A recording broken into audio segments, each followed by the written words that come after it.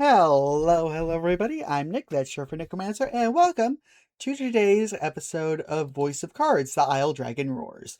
Last time, we made a lot of progress getting right through the first dungeon and going through the Bewildering Woods, and now we're in the wood village where the elves live. So, let's get on with the plot as the Dungeon Master is currently sleeping based off of what they said while I was setting up. Okay. They might comment something about me starting to move. Oh well, whatever. Let's go into the inn. Been a while since we've had any outsiders, the innkeeper says, beckoning the party inside. It turns out this inn is simply a place where the poor lost souls trapped in the bewildering wood may recover. You may stay as long as you like, free of charge. Yes, we shall. As this is also part of the main story. The wooden dining table practically groans under the weight of the platters upon it, all brimming with meats and vegetables from the bewildering wood. I've certainly earned this, you say to yourself, as you slide into your seat at the table, positively drooling over the feast before you. Melanie takes no note of your boorish behavior, uttering a small prayer of thanksgiving before reaching for a plate of vegetables.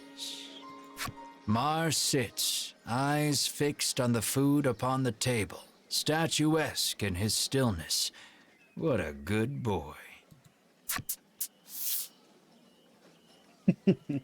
Mar clears the entire table in a matter of seconds, even emptying the water barrel in a single gulp.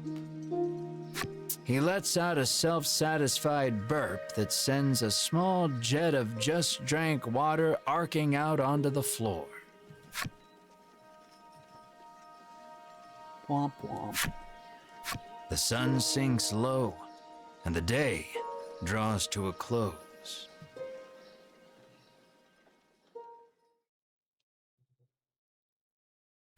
A scream pierces the silence. Fire! You leap out of bed, adrenaline coursing through your veins. The others follow suit, and before long you've burst through the front door and into the street. Riddis's house is ablaze, a nearby villager screams. Oh no. Well, we gotta go save her and her mom. Oh my god. My mother is still inside, Riddis shrieks, darting past you to fetch water from the well south of the village.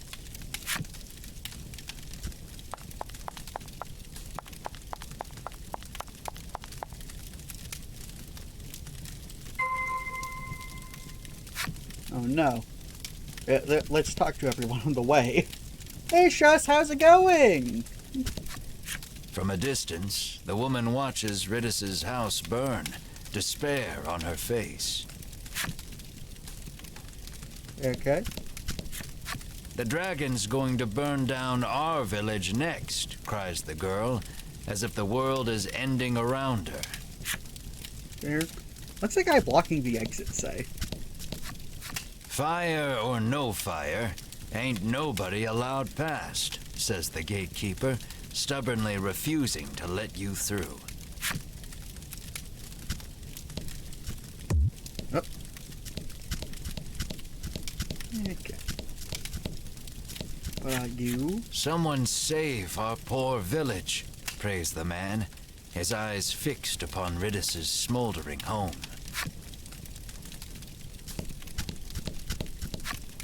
Douse the flames with water, shouts the man. Water from the well. Riddis is gathering water in an attempt to fight the blaze all on her own. Glad to see you got home early, Shush. Now you can see the entire thing from the start. even though this is the second episode. Oh well. We shall have Mar help. Because if you remember, Mar apparently has a water gun ability. Mar's eyes light up. He scrambles over the edge of the well and sucks the well dry in an instant. Yippee! He pokes at his swollen belly and gestures toward Ridis's house, as if to say, "Get me back there, quick." What a little lizard friend.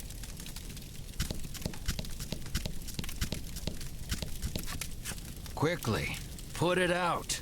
You have to put it out, Ridis screams at Mar. Mar douses the house with the water he sucked up from the well. The fire is reduced to mere embers, and all is well. Or so you think. Something darts out from behind the house and attacks. And first fight. Let's go.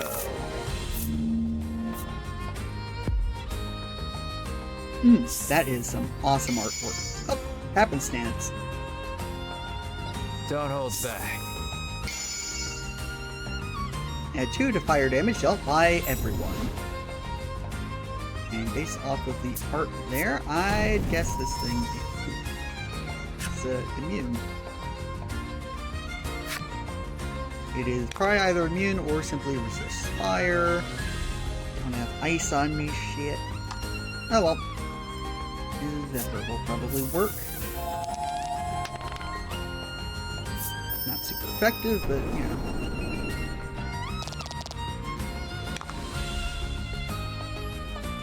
And lightning strike. Dang it.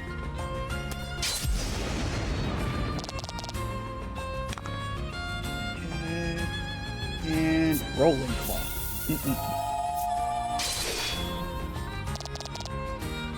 Nice. And still, that's fire.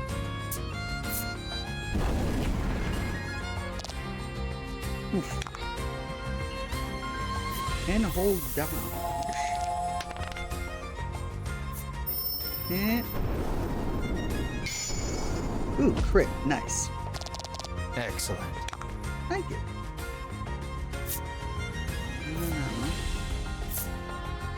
And let's do a heal.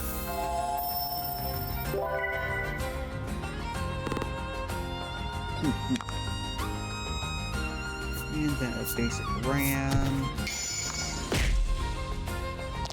That was lucky.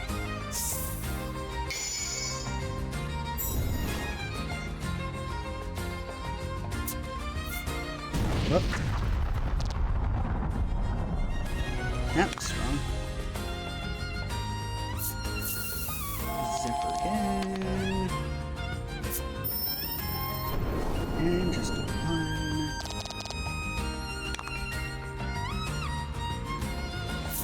And let's lightning strike. Ooh, nice. Yeah, we're close. Rolling claw should do this. There we go.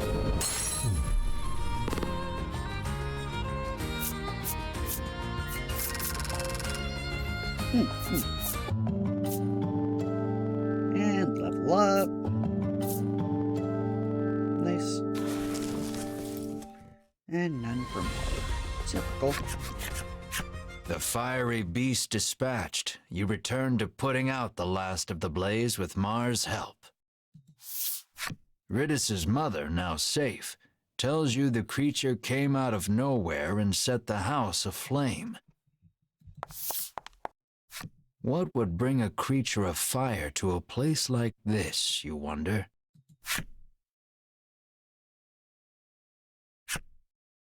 The next day. Light breaks on a new day, and the commotion of the fire feels but a nightmare, You lead your party to Ridis's house to ask for safe passage out of the Bewildering Wood. Okay. But first, were we healed? Yes. Good. Game was nice. Okay. Reset to default. What about you? You follow the curious sounds to their source, our resident well water lover, digging at the dry well with his bare hands. He digs and digs, but no water is forthcoming. What's worse, he has injured his hand in the process. Oh no. Melanie beseeches you to help the poor man. But well digging was forbidden by our ancestors long ago. You've heard the legends, you protest. How is that the best lie you can come up with? She snaps back, appalled. What the heck was that? The man turns towards you both, oblivious to the squabble playing out before him. Do you have any salve that might ease my pain? He asks. Yeah. Yeah, sure. You hand the man some salve. The instant he applies it to his hands, he resumes his furious digging, this time punctuated with shouts of "I feel incredible." Yippee! Not long after that, water erupts from the ground with a force unlike any you've seen. He sidles up to the jet of water and begins drinking from it as one would from a fountain. He is once again in his element. The man hands you mysterious card 4 to show his appreciation for the salve. Yay! The fourth card.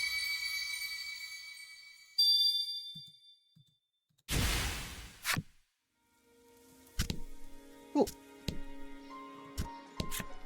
Apparently she's heard rumors of the dragon destroying another town somewhere. Okay. The girl heaves a sigh of relief after learning the fire wasn't the dragon's doing. This road takes you to the east side of the Bewildering Wood, but you'd be hard-pressed to find your way without a woodlander's help, the guard warns. Just trying to see all the dialogue. You didn't hear it from me, but the cause of the fire was, she whispers baseless gossip in your ear. No. Okay, let's go. Yeah.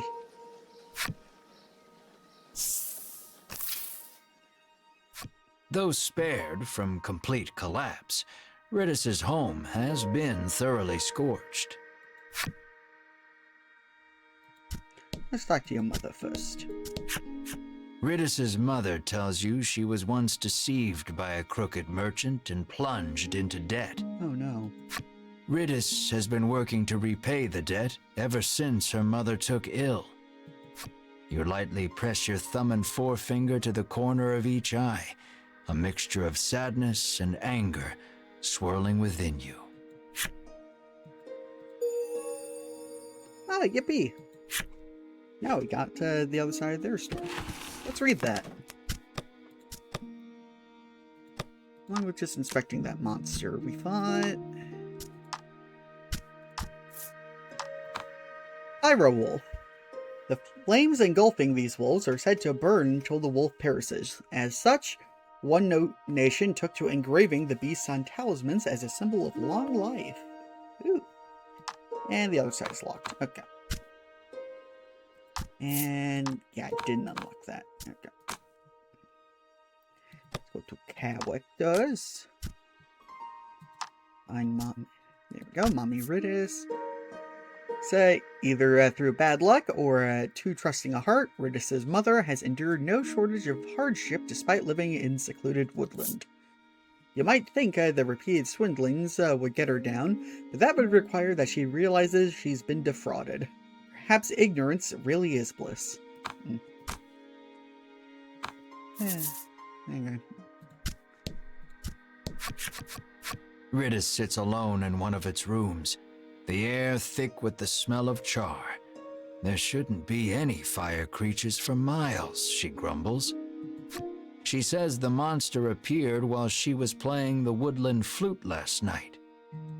As to why any monsters, let alone fire monsters, appeared, well, despite the circumstances, you ask Riddis to lead you out of the bewildering wood as promised. I did promise that, didn't I? She says wearily, rising from her seat. The poor girl is clearly still in shock. Why do you want to venture out beyond the bewildering wood anyway?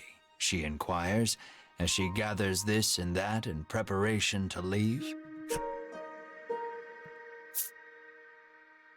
Yeah, let's just say we're looking for the dragon. We are in search of the dragon, you say valiantly, adding, the reward will be significant should we defeat him. Honesty is the best policy. Sounds like a real risky way to make a living, she replies flatly, feigning interest. A group of Ivory Order people came through here just the other day, she explains. You connect the dots with malice. Those three, you seethe. At last, Riddis is ready to depart for the edge of the bewildering wood. Yay. Yippee, Riddis joins the party. And unfortunately, this game where you can only have a max of 3 people in the party. So let's put her in.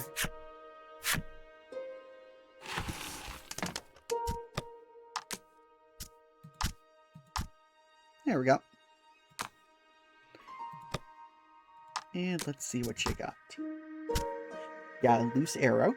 Poison arrow deals dark damage and inflicts poison on a dice roll. And quick shot for double damage. Pretty good, pretty good. I just realized we also need fire. Right, because we're definitely going to be facing more things that are weak to fire on the way out. So, I'm sorry, Mar. Alright. Oh, yep. Leave? Yes.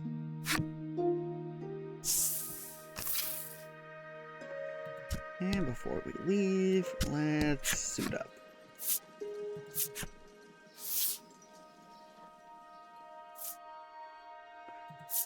We even got new stuff.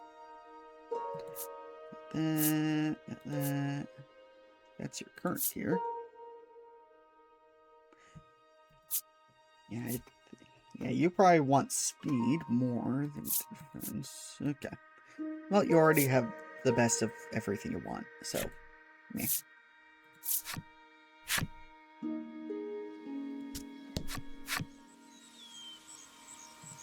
Upon seeing that Riddis is with you, he steps aside and lets you through.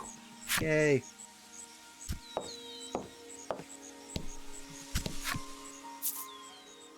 How did he step on the trees? I can't step on the trees. How did he?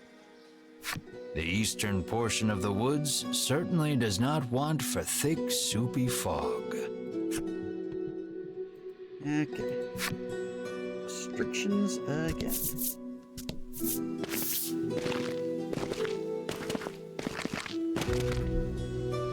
You turn away, ready to lead the party deeper into the bewildering wood. Wait just a moment, you lot, calls the voice of an older man from somewhere behind you. Riddis appears to be familiar with him. She calls him Mr. O.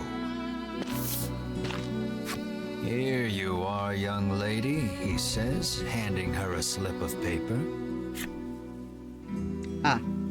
Invoice for rental property damage and associated control repairs. 1 million.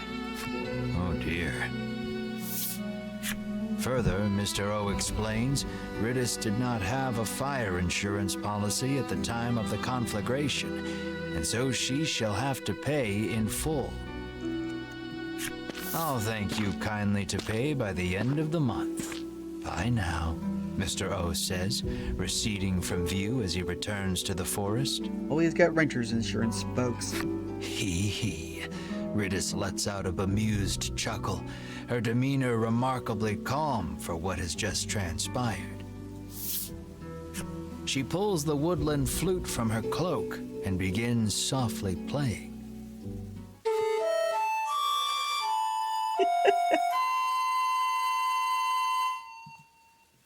Ridis's ear-splitting performance, shall we say, draws monsters out from behind the trees.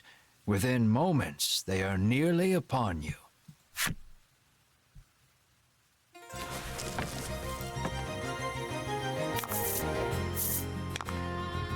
Okay. It's poison.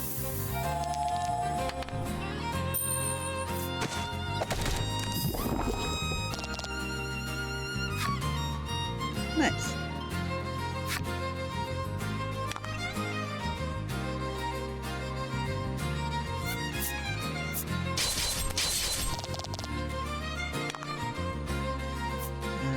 Let's burn you.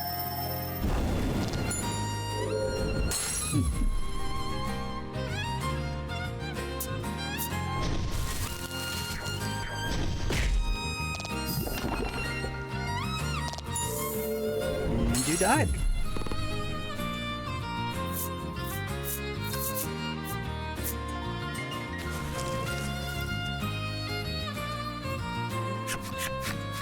That's odd.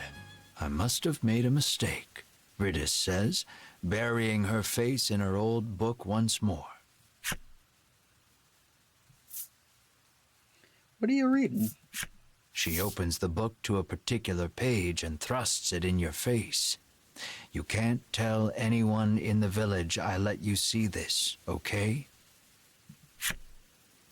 It's a page of sheet music with a note scrawled beside it that reads, "Play this lucky tune to reverse your financial fortunes and make money woes a thing of the past."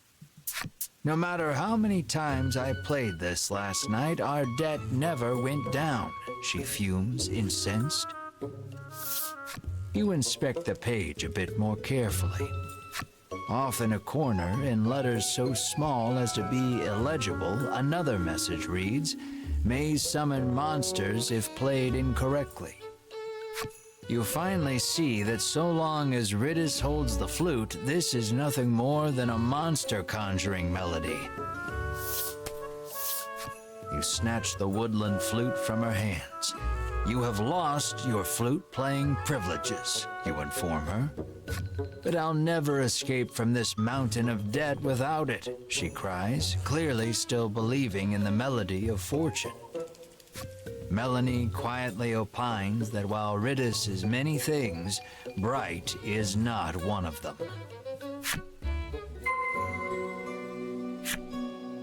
Okay, well, let's keep going.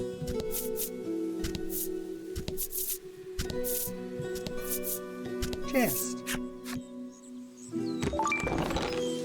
Nice. Ooh.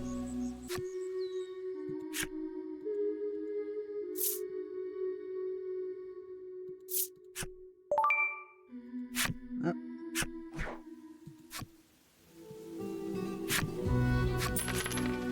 Yippee! Money.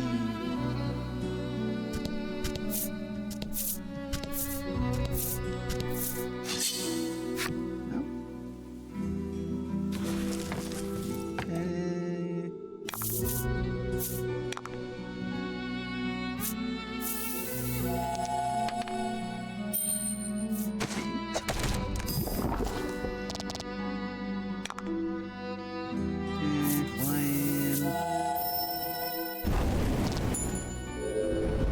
Good. And slash. Excellent.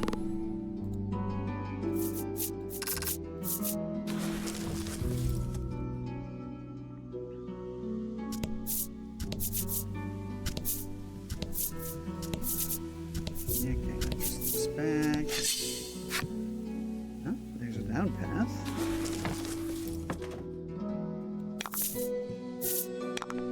Oh, and there's a dryad and a green mushroom. Are you weak to dark damage?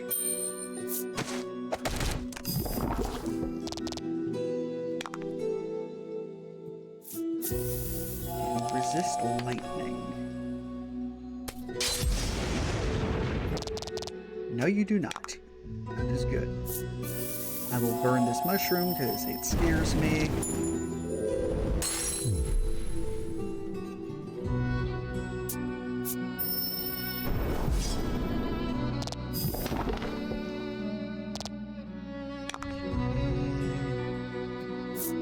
Yeah, quick shot.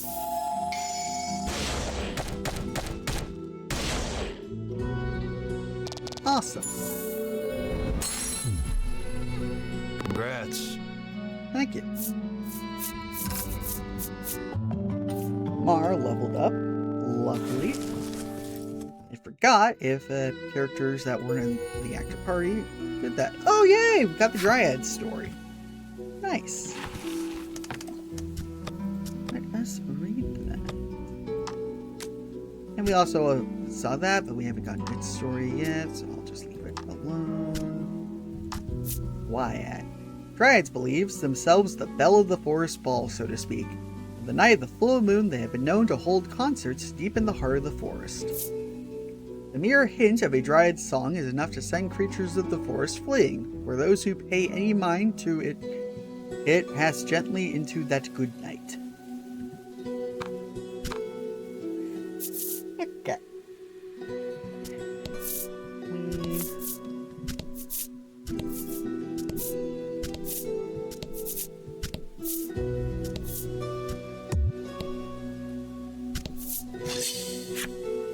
Okay.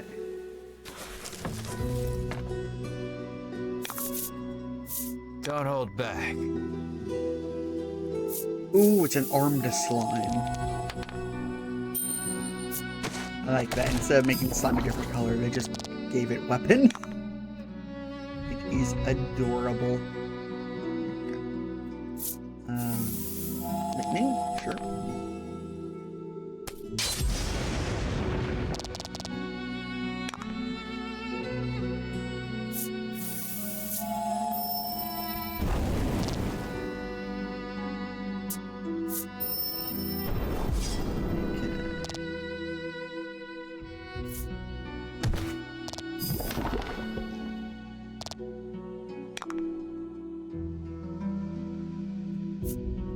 Yeah, let's just do that.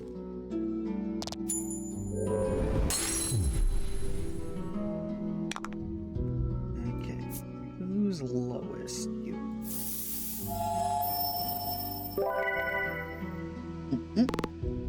Good, good. And burn ya.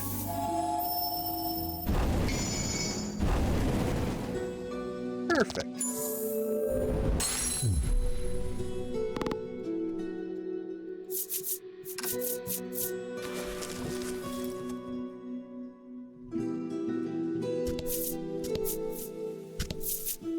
Ooh, chest. Ooh, night chain. Well, I already have that, though.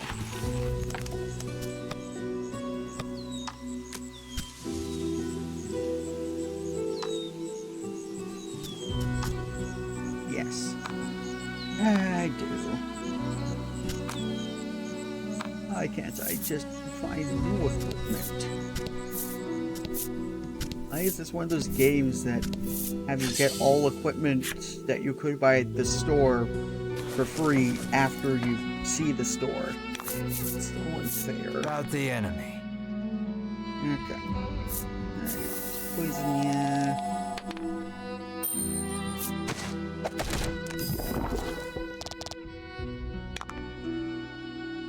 Lightning.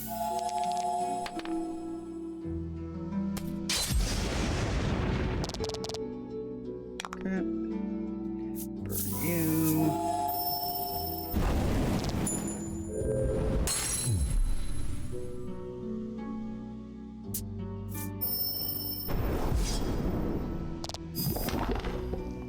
Ugh. Okay, let's do a quick shot.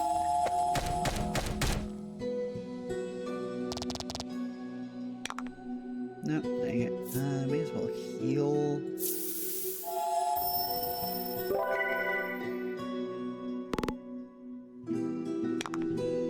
And then just flame.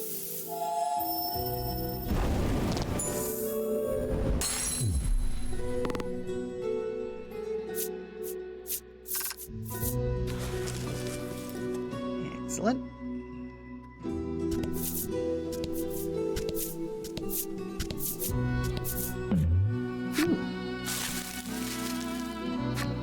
It's not an event. Yay. We did it.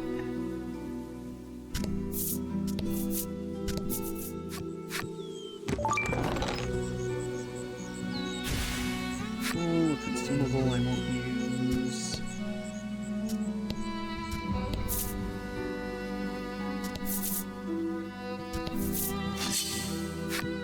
Almost out, it looks like.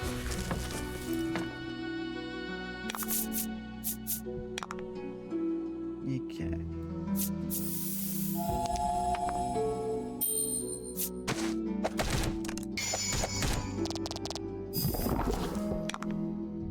And then just burn you. Oof. In that case, I'll just cut, yes.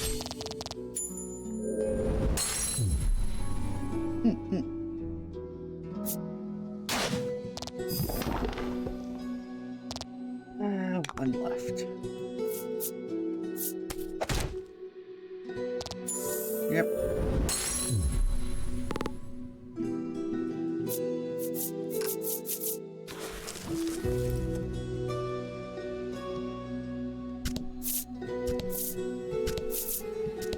And we're out. Here, Ritis chirps, pushing overgrown boughs and shrubs aside. As she does, a hidden path out of the bewildering wood comes into view.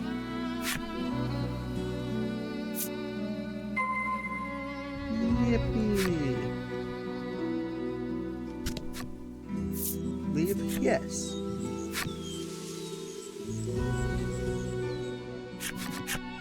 At last, you are free of the bewildering wood. Praise the power of the woodlanders, you squeal in admiration of Ritis. She giggles bashfully.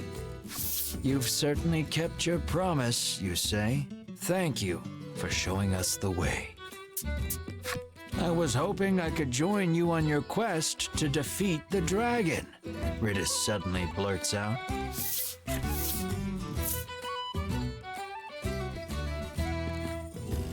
Why?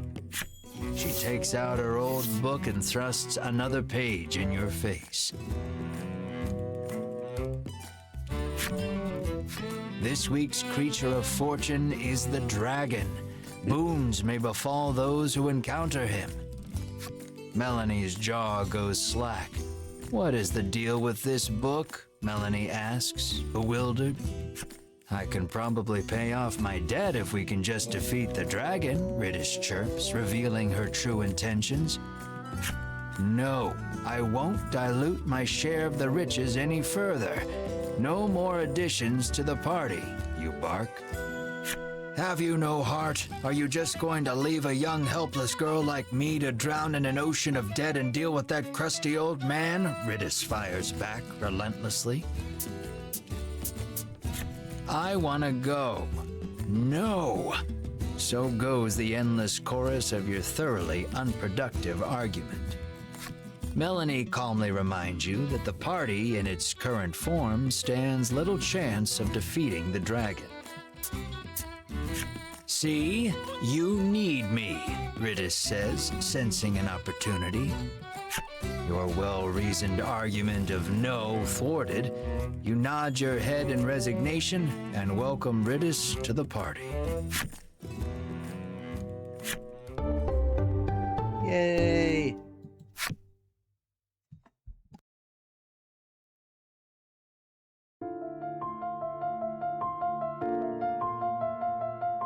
Yeah.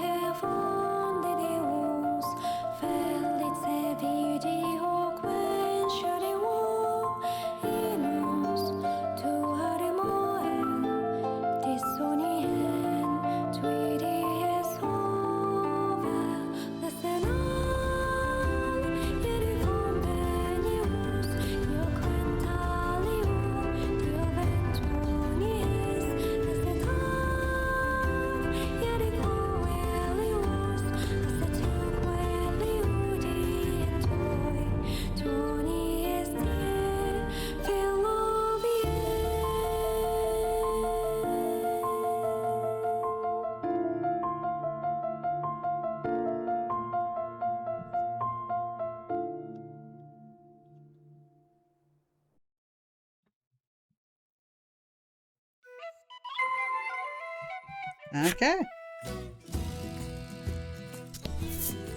And I would, but we also never got all the info on the slime and tiny mushroom.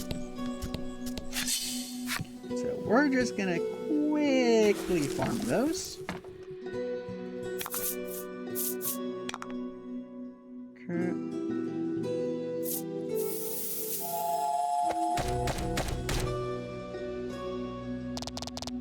Dang, that's a strong move.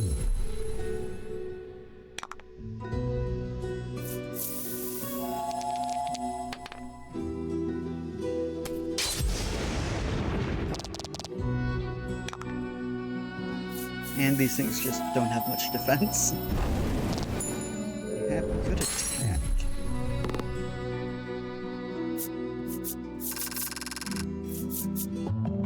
Ooh, we're just leveled up.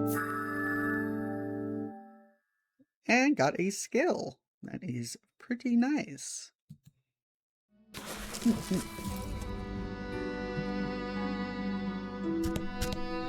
I get the flip side of the story for that one? Nope. Yeah, I'll read it in full after unlocking.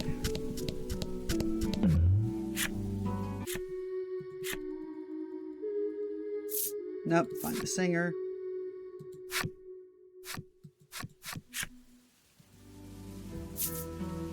Do this one, because I get some money.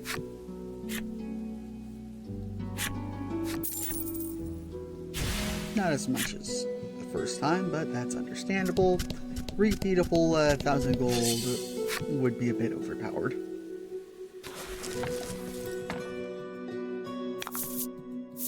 About the enemy.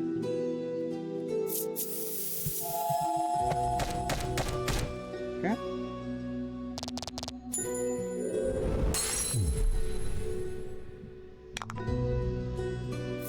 Flame. And just slash. Nope. Slash. There we go.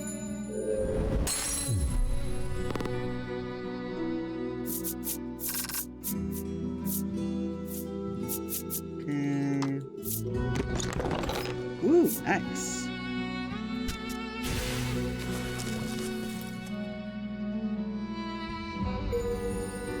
And arm slime is done.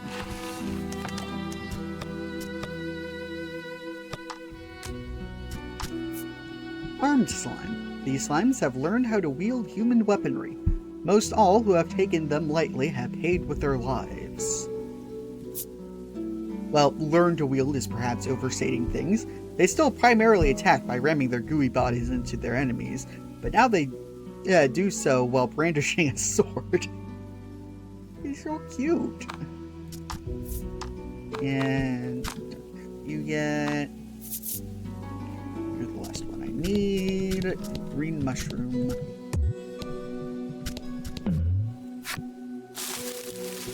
Here's the nuts. Good.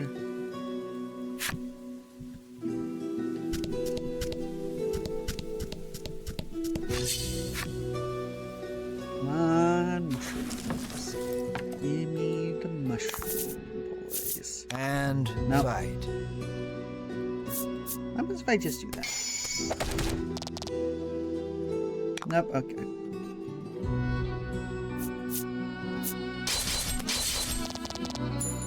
Okay, I should just use the quick shot on them.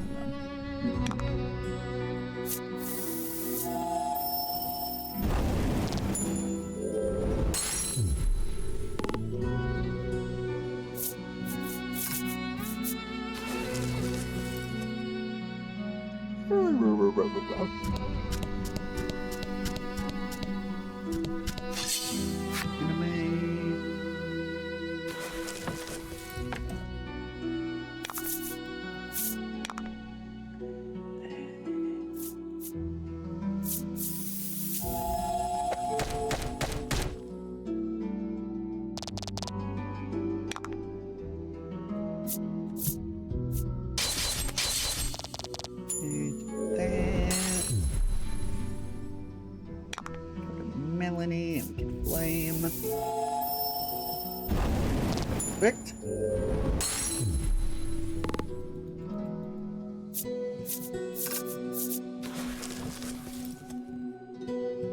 Come on, give me the mushroom.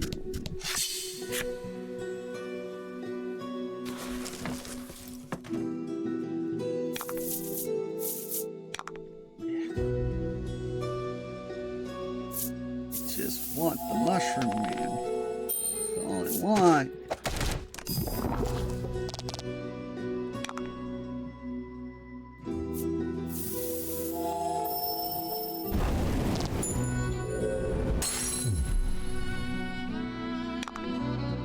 Okay, I'll just slash you.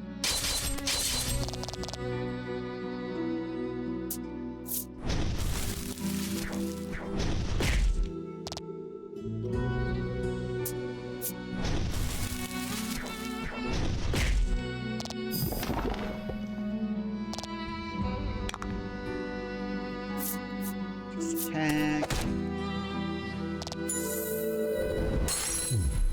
Perfect. And burn.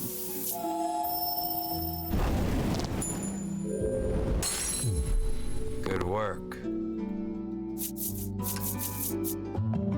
Oh, only leveled up. Ah, yes, charge spell.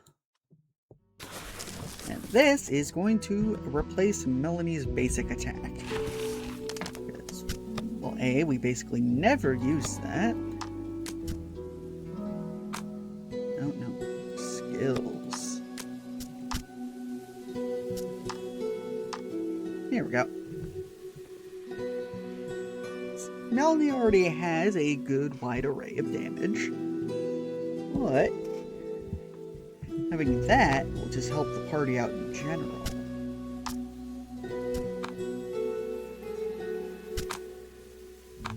Yeah, okay.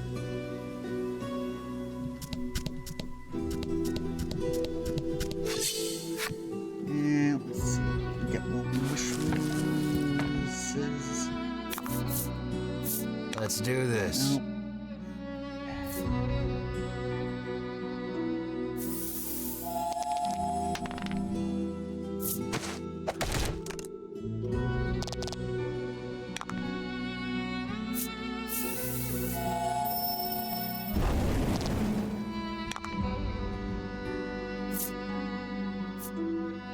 Okay, you up first.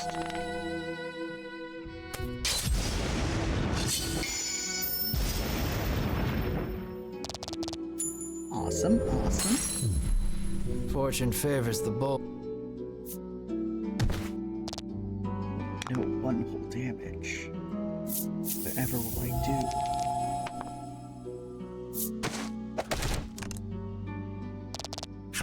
Okay, they resist dark. Interesting. Okay. Also interesting.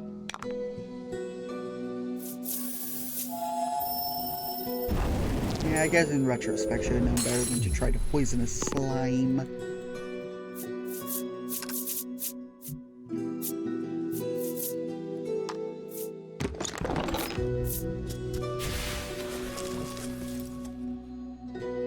Okay.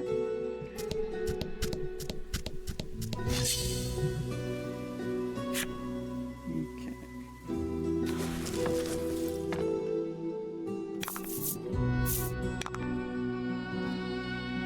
Oh, why am I on?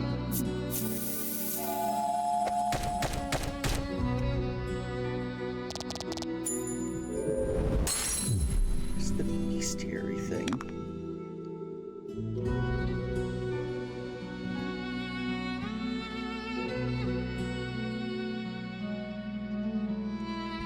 Yeah, the green fungos are only found in here, so.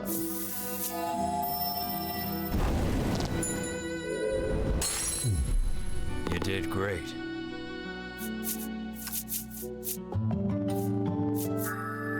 Ooh, deal light damage to all enemies. Nice. Nice, nice, nice. Let's get that on immediately.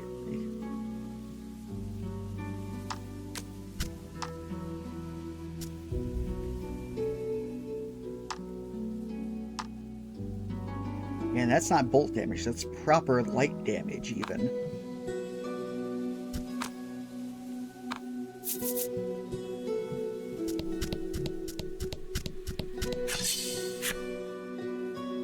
Okay. Let's do this. 10. Fortune favors the bold.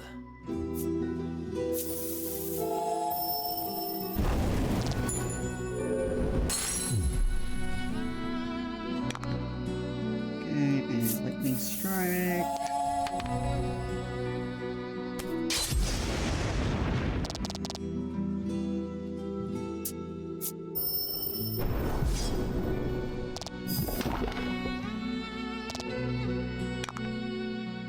And just an arrow.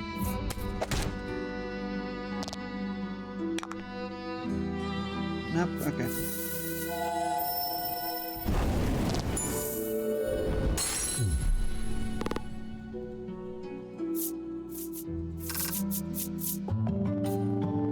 Cool.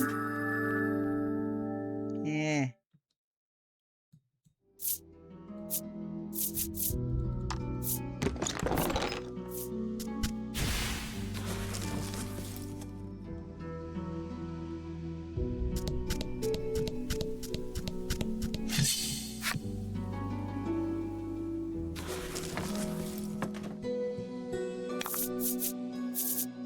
Yes, just what I was looking for.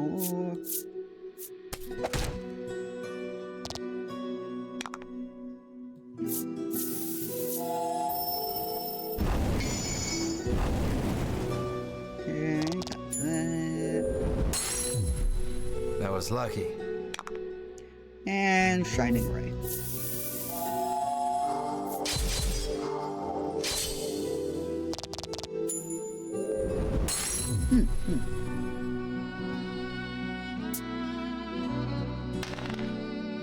Oof. Okay, that's unfair.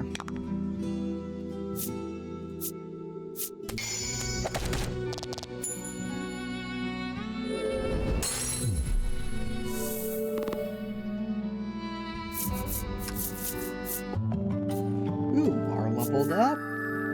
Demonic Dance. Provoke all enemies until next action is taken. Okay. Enemy story. Yes! Let's go! Enemy story. What did you say? Seeing as they produce poison within their bodies for protection, these guys are anything but fun. Factor in their tough flesh and you have a meal even the omnivores avoid. So many chefs have tried and failed to come up with a way to render these creatures edible that each new poisoning elicits little more than an eye roll from the physician on duty. Just stop cooking poisonous animals, man. They don't want us eating them.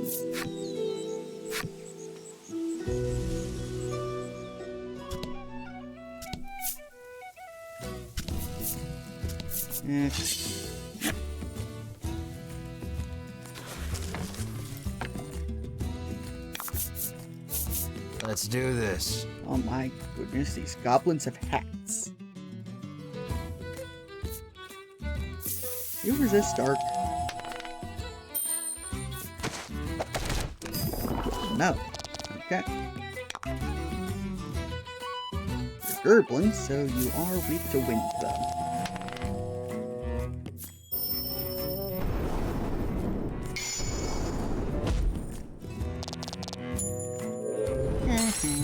That was lucky. And lightning strike.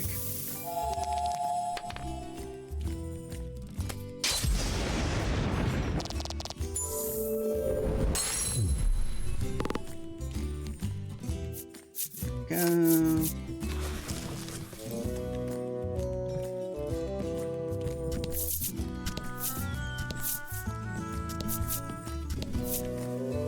Ooh, chest.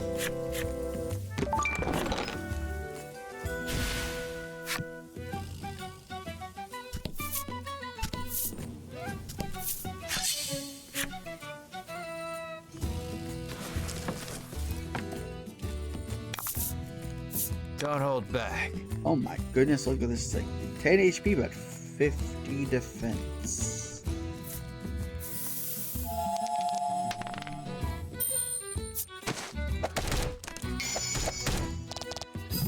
So far, it's only taking 1 damage max. Let's charge up for a thunderstorm.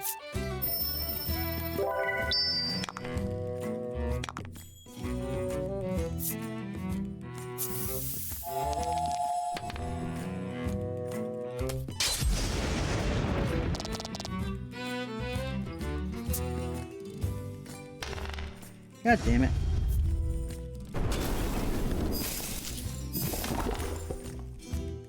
Yeah, take that. You deserve that.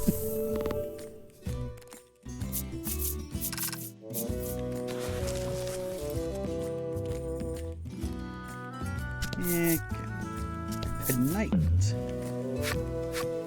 An armor-clad knight stands, exuding an extraordinarily powerful aura. The knight faces you and asks, "Might you be challengers?" But after sizing you up for a long moment, his shoulders slump and he mutters, "No, you are not yet ready. Grow strong, young ones," he says, then returns to standing in silence. Okay. It appears he awaits a stalwart warrior to challenge him.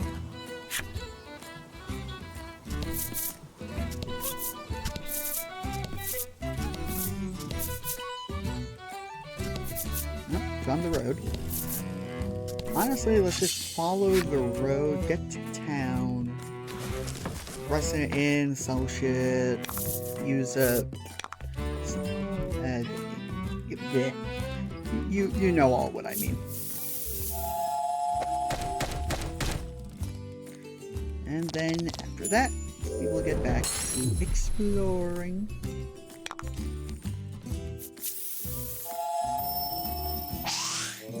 Whoop. Oh well.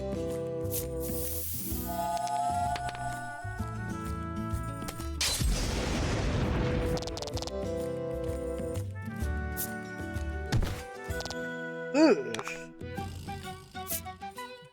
That's a lot of damage.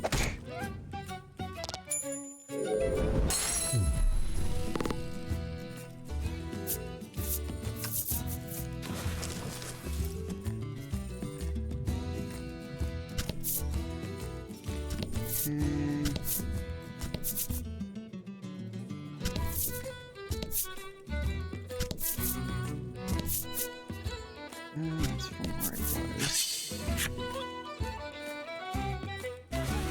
Is good, always good to reveal half.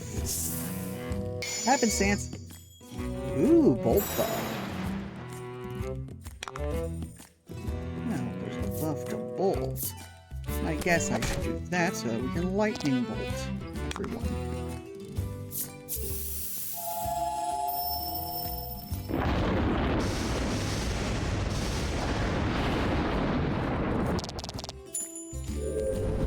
I killed him, but not the slime.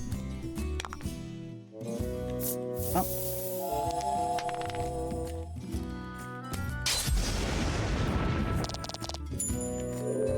There we go.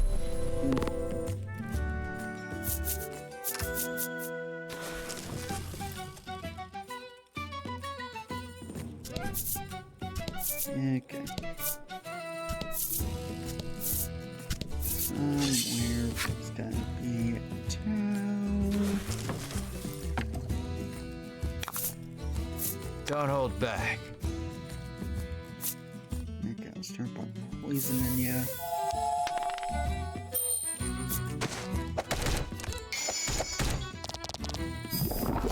Oh? And then zipper. Perfect.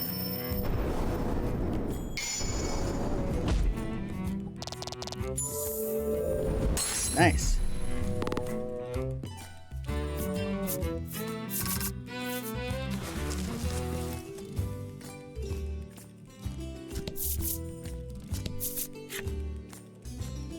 Let's head to Unionville first, shall we? Very well. Enter B.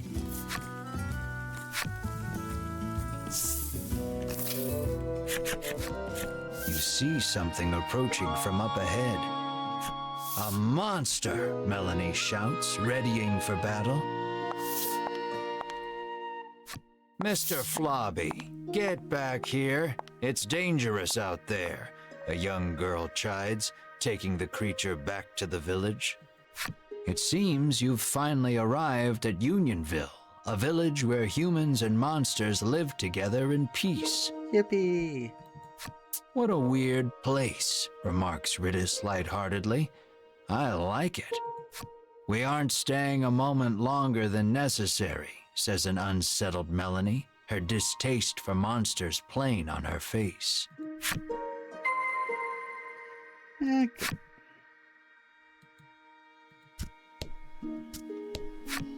Any travel? It appears the headman's long-standing pronouncement on the welcoming of all magical creatures also applies to you and your party.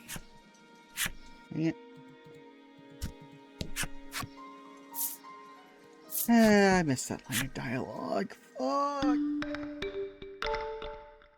Okay.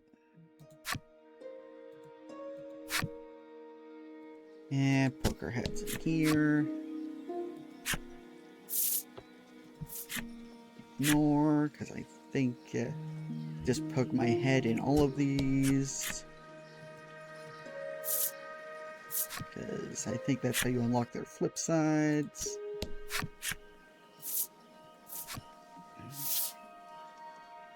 This will also sell stuff. Okay.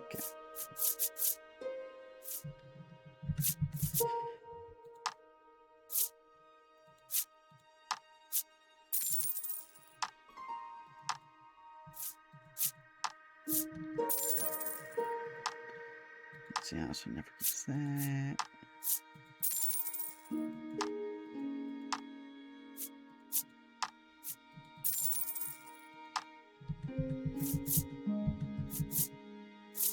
Okay. And as for equipment, add an extra that. There we go.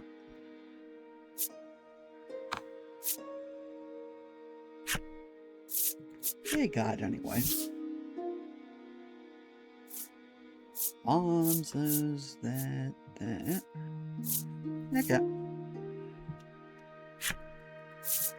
Nothing interesting, but good to note. Ah, there we go. Fulfill necessary requirements to unlock item shop girls flip side story. Just gonna check these before doing that.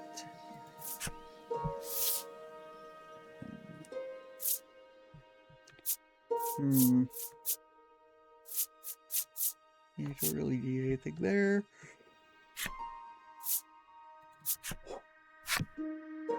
And armor.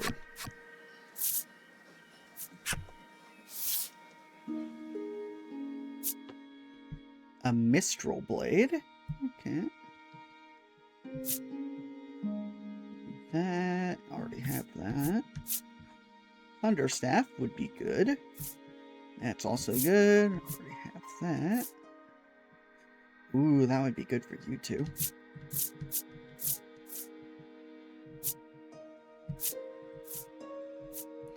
Yeah, but then again, Ridis would lose speed.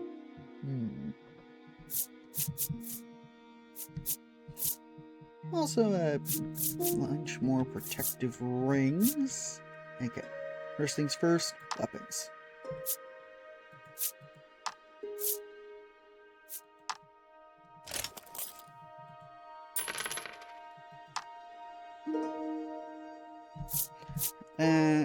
This.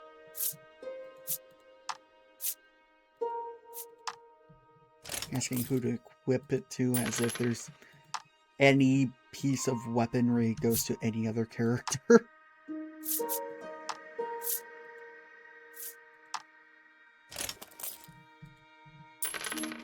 we go.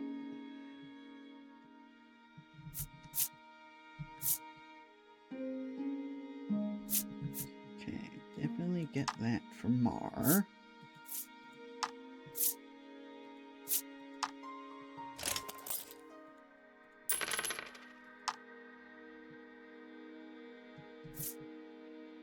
Get this for you.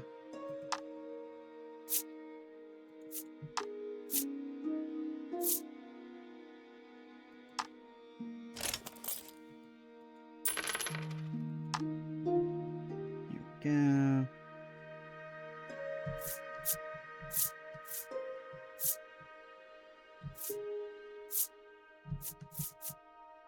Okay, now let's look at status stuff.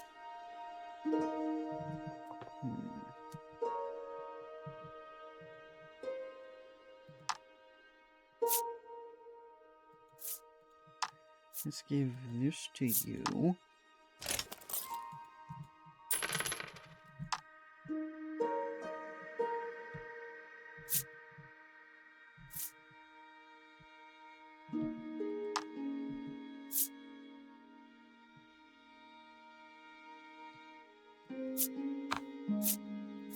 Actually, I already have that.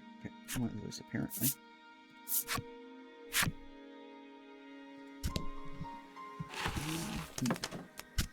May as well check out that sort of thing. Now I have a numb stay. I have a wind stay.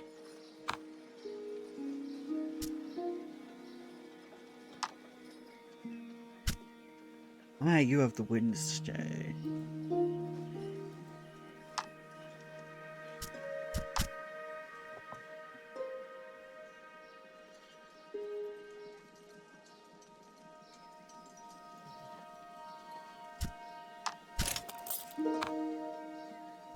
Let's do that.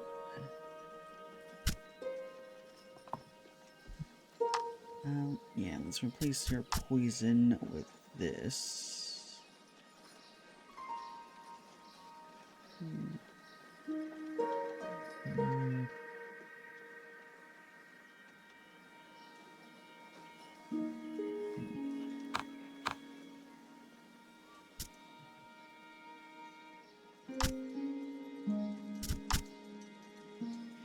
Let's give you that so that you have wind resistance. And then give you the paralysis resistance. There we go.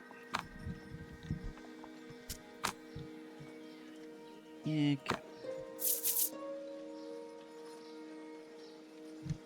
And item shop girl.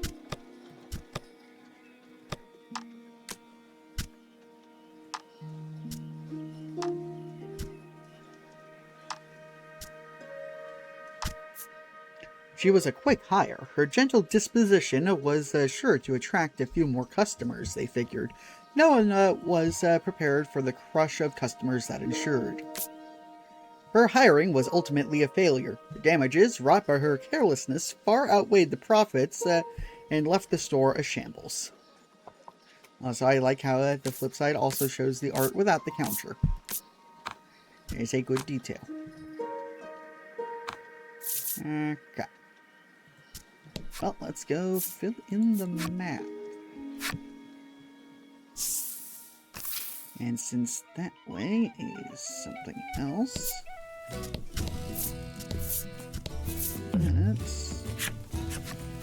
you come across two men sitting on a rock. They take no notice of you or the party, but you can hear their fervent discussion. Okay.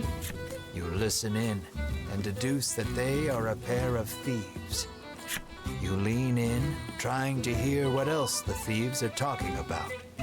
You catch pieces of the conversation here and there. Listen about that loot. Head south from the harbor and cross the mountains. Okay. It sounds like they've just told you where to find their stolen loot.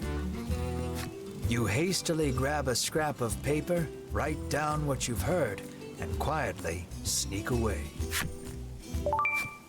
South Harbor past mountains.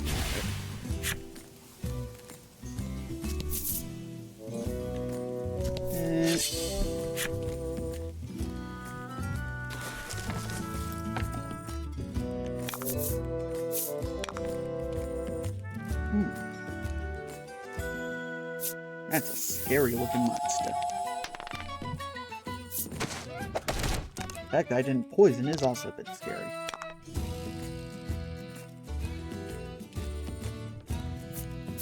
Let's just try to burn you for now.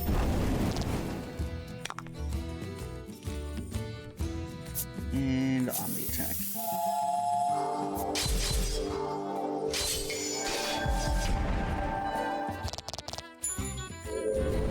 Good, got you. Fortune favors the bold.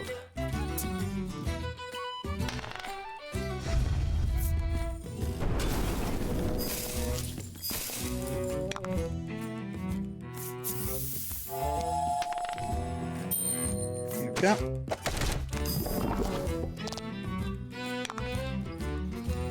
And lightning strike, because I think that's multi-hit. Oh yeah, and you're weak to lightning. I honestly forgot about that.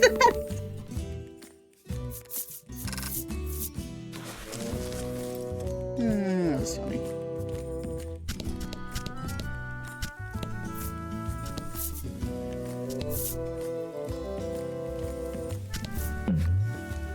Oh. As you make your way to the coast, a piece of paper nearly smacks you in the face as it blows past. You snatch it. It depicts a woman standing before a sunset. She smiles sweetly at you. Examining the background of the picture closely, you spot a lighthouse in the distance. Okay. Written on the other side of the paper is a single word. My darling dearest, I give you my love, my treasure, my everything. The only word you need to see, really. Treasure. Certain you'll come across it in your travels, you stuff the picture into your pack for safekeeping. Okay.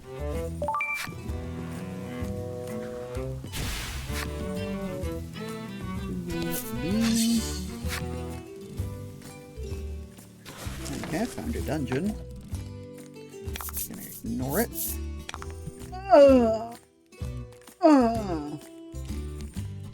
Oh no.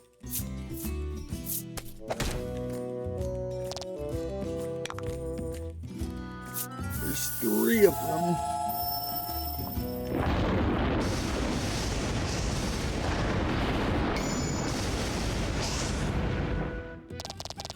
Okay.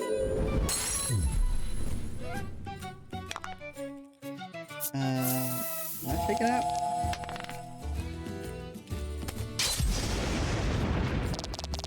No.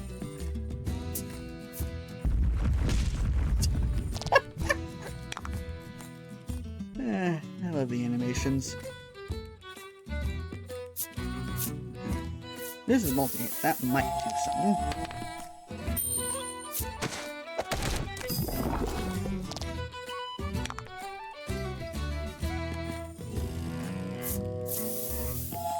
Let's try that.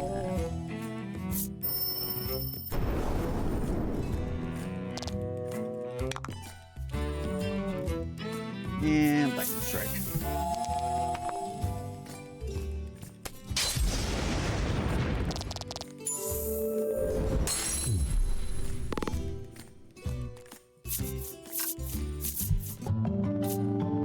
Nice. Oh. Nice! Immunity to poison and deadly poison.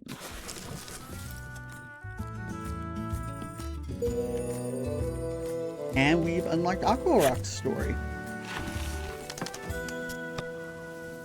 Okay, first off, do I need to select one?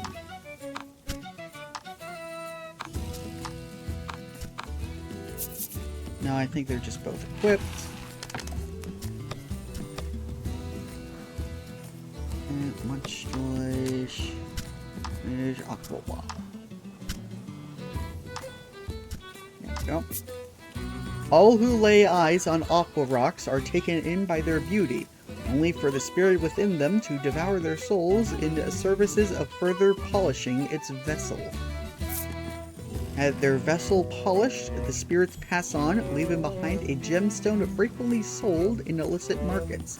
Buyers are said to pay their life what their life is worth to own one. fun.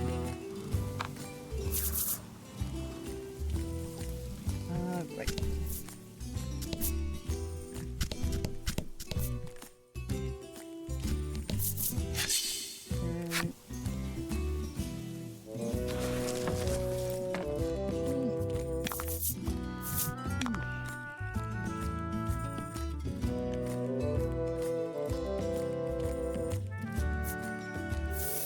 Let's poison you.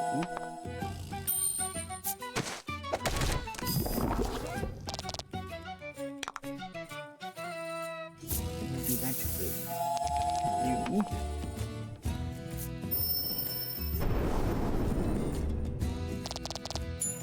Up. Perfect.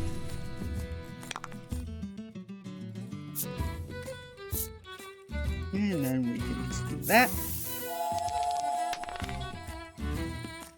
As it does more damage.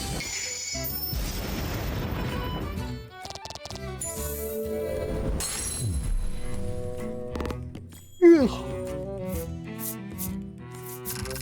Okay.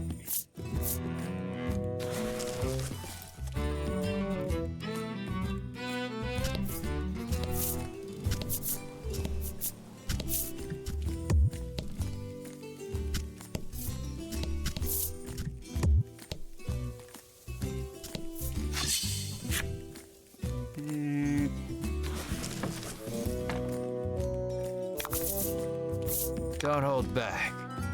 I never do.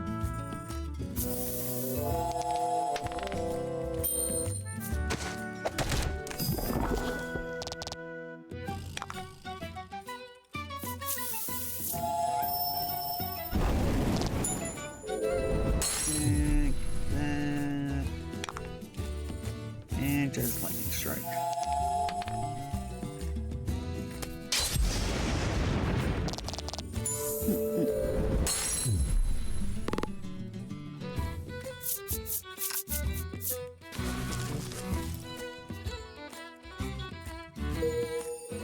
Oh, Umbral Goblin has been unlocked.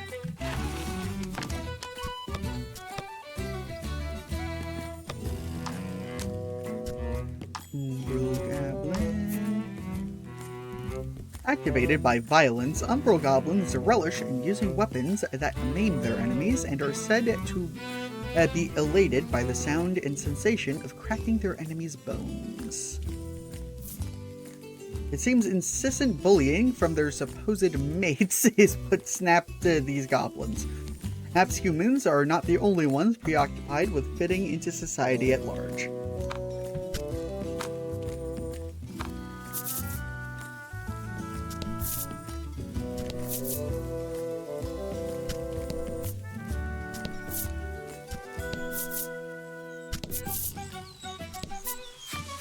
Okay, cheese. Ooh, $1,000. Nice.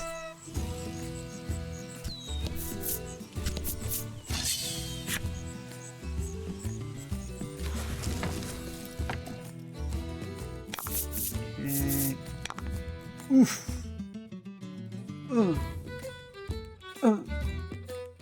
Well,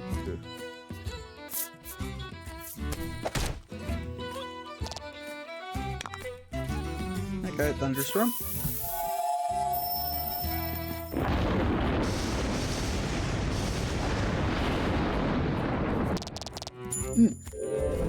Yeah.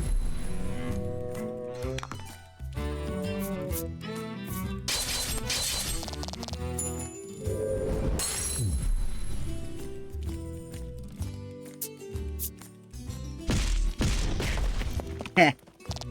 Man, we have gotten beefed up.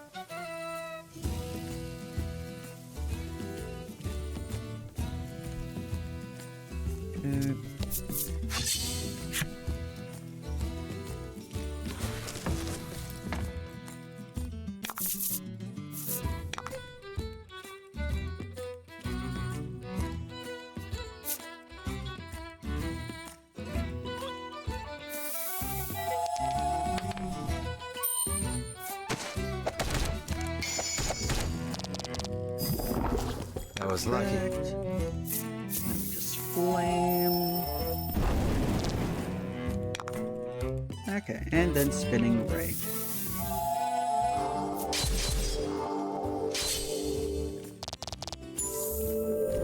Huh? You're still alive.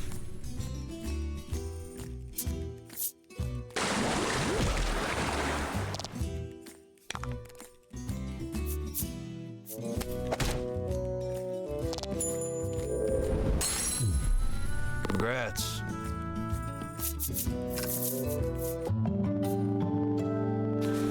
Leveled up. Didn't get anything interesting though. Also, just now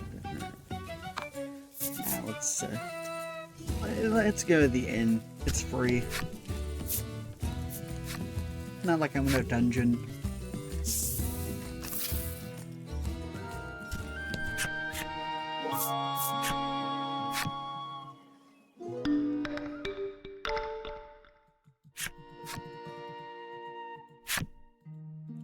All right.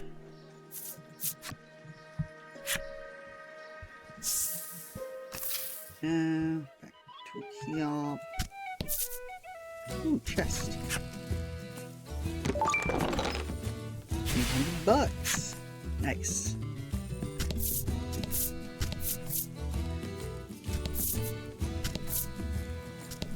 Okay. And we are almost done. Then it's the medicine man. Okay.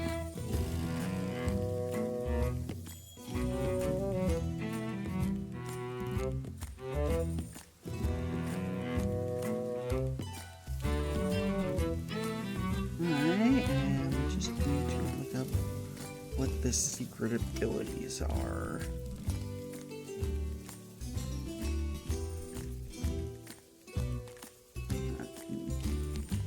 Fortunately, this game does not have the best documentation.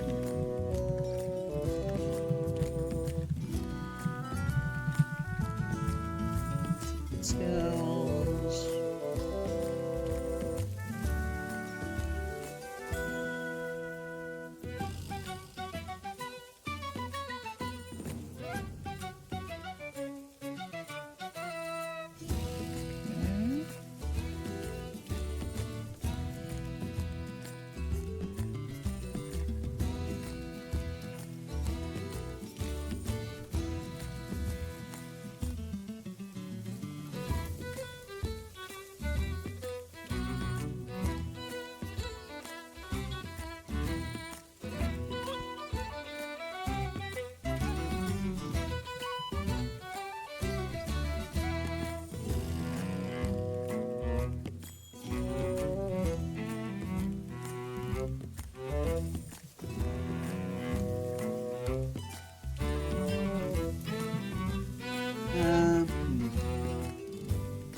Yeah, let's just drink it myself.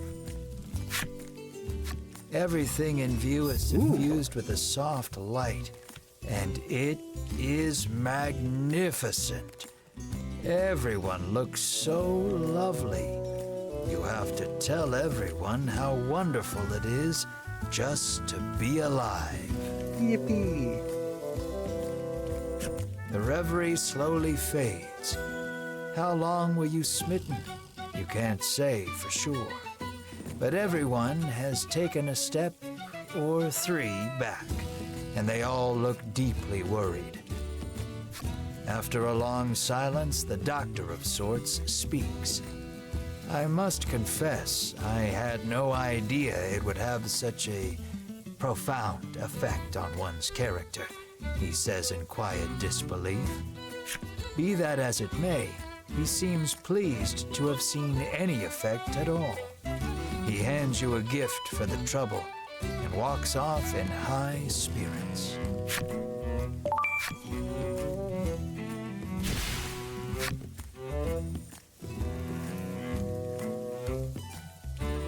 Did that not get me what I wanted? Dang it, it didn't get me what I wanted. Shit. I think it needs skill. I want it at all.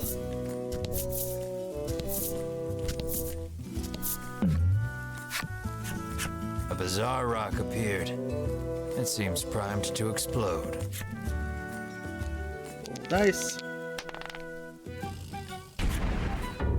The bizarre rock transformed into a fear rock. The only way out of this fight is through it. Ah, shit. This is an upgrade version of the Aqua Rock.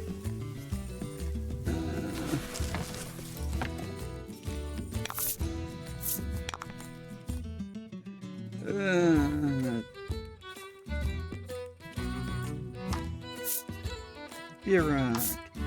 Can it be poisoned?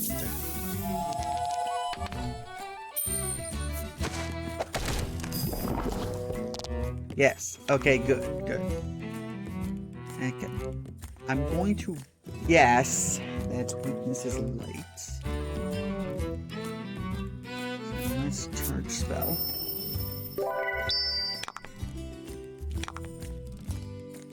Yeah, as you can see, charge spell is very powerful because it gives you 2 gems immediately, but then, because it costs no gems, it gives you a net of 3.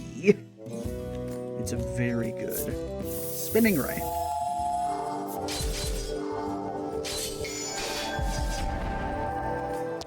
Nope. Okay.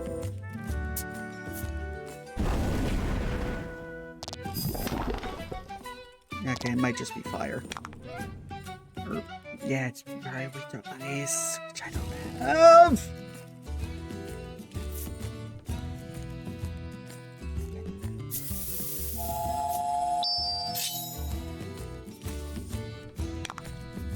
Okay. Well, that's Zephyr.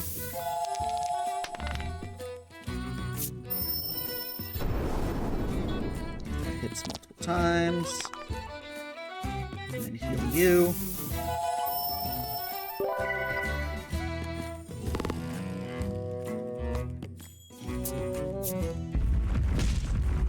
Does the final move. It's automatic poison damage. Let's try a buffed up quick shot. Okay. At least each hit did damage. And it's almost dead. There we go.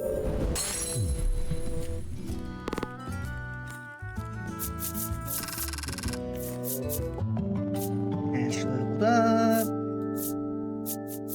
Got treasure. Oh, a bomb. Perfect. Oh, fortuitous. Okay, we've unlocked. We've, well, not unlocked. We've revealed the entire map east of there. And yeah, let's just.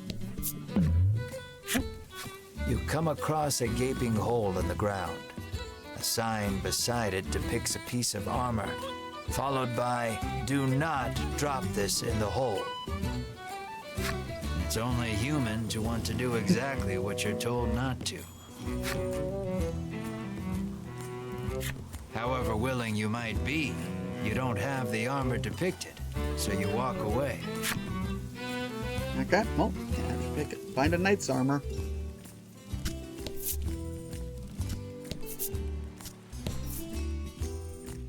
Let's go buy a knight's armor here.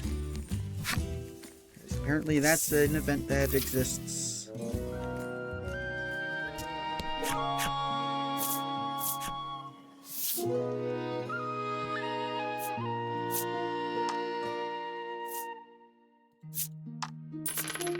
Here we go.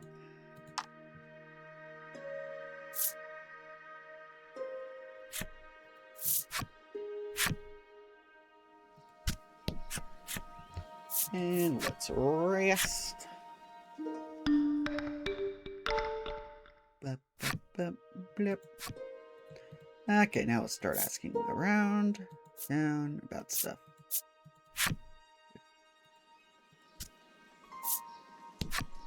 Wow, a new friend, and so big, too, the furball exclaims in glee as it rushes over to Mar. Mar stares off into the distance as the furball snuggles up to his leg. For some reason, Riddis joins in on the cuddling. Adorable. Lately, a suspicious man cloaked in black has been seen wandering about the village outskirts. Oh? The old woman looks at Melanie and remarks that he was dressed just like her. Oh?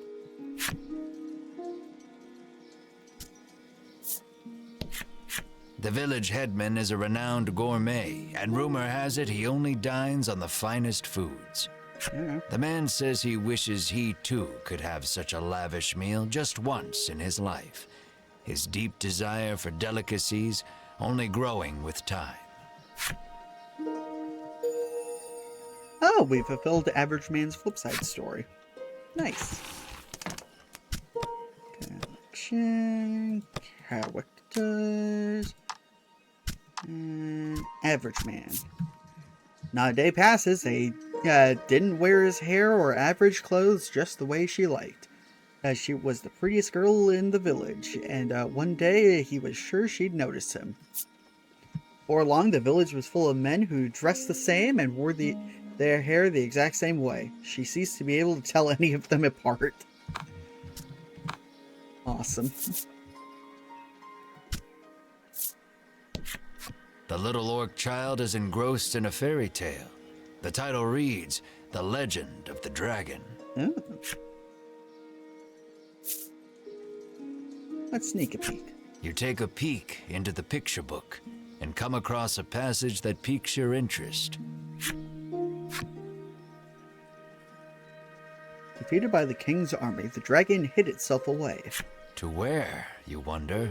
Then recall that this is merely a fairy tale. Look, if you're on a quest, you may as well look into legends that are at least parallel to the thing in case they cross. I don't know. Ugh. We live in a world where people can shoot fireballs, man.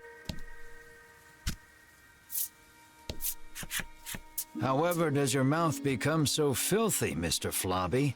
Sighs the girl as she wipes the slime clean. Clearly embarrassed, Mr. Flobby murmurs, That's not my mouth. Womp womp.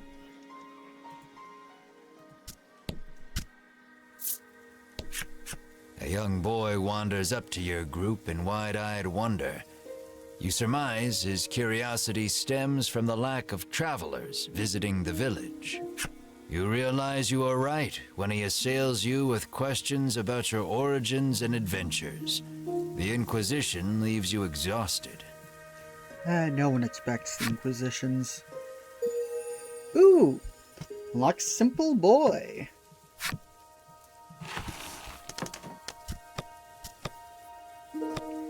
Alright. Simple Boy. This little boy loves climbing trees. Just you watch. Today he's gonna climb the big tree in the square. This little boy loves his big sister. Today he's gonna climb a tree to have a look-see. Sister's from, oh no! Little boy, don't! Don't do that, boy! Don't do that! No! No! Okay.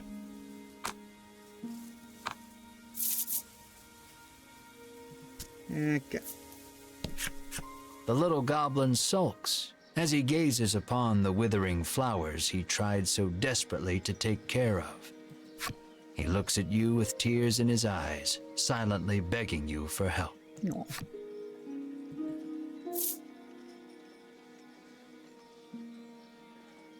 Water? They must be thirsty, you think to yourself.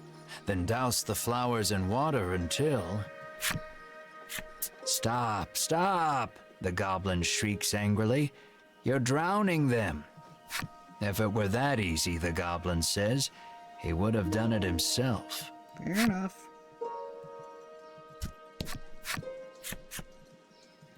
Okay, let's give it some salve. You search your bag for salve, Oh. but come up empty-handed. Well, let's go buy one.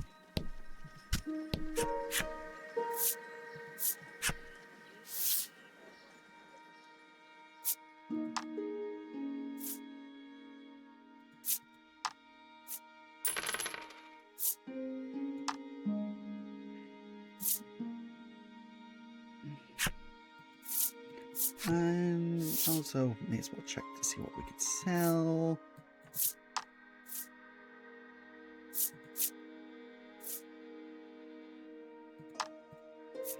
Yeah, I don't care about serum. And I never use bombs. I mean, just 5 damage. Yeah. Just 5 damage.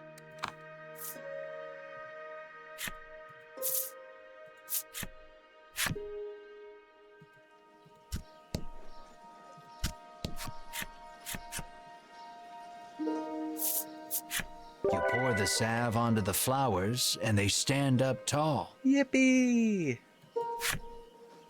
The goblin cries out in happiness and thanks you for your help. He then holds something out to you. And we got secret card number 5. A serious card. The goblin stares lovingly at the beautiful flowers and gobbles them up. Healthy flowers are the tastiest, he proclaims in glee. Did he grow those flowers just to eat them? I mean, yeah. I mean, look, I'm not gonna judge him.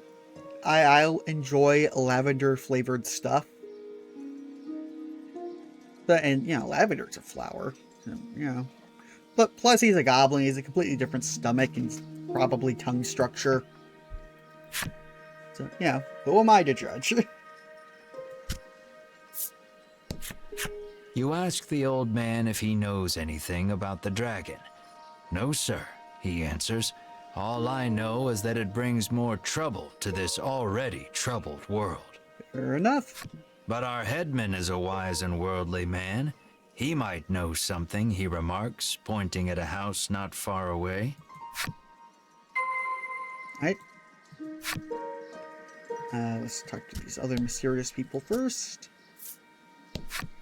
The woman frowns deeply, claiming the cakes she bought for her beloved furball have all been eaten by someone else.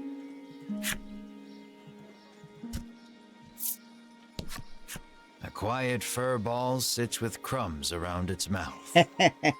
You little rascal.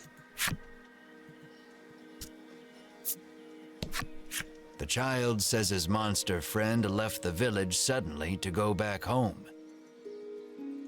He claims the headman told him that he could go home when he grew up too. Okay. The little orc child pouts, but I don't know where my home is. Aw. Okay, well, Elder's house. Travelers, you hear a voice call from somewhere.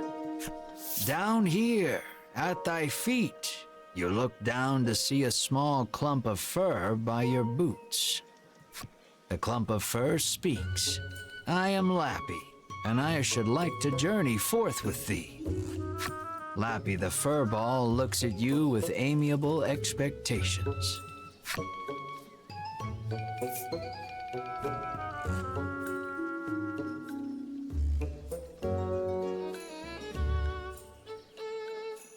Yeah, sure. Let's go. Come on, Lappy, let's go. Of course, the more the merrier, you exclaim, pumping your fist energetically into the air. But Melanie coldly interjects, no, I can't trust monsters.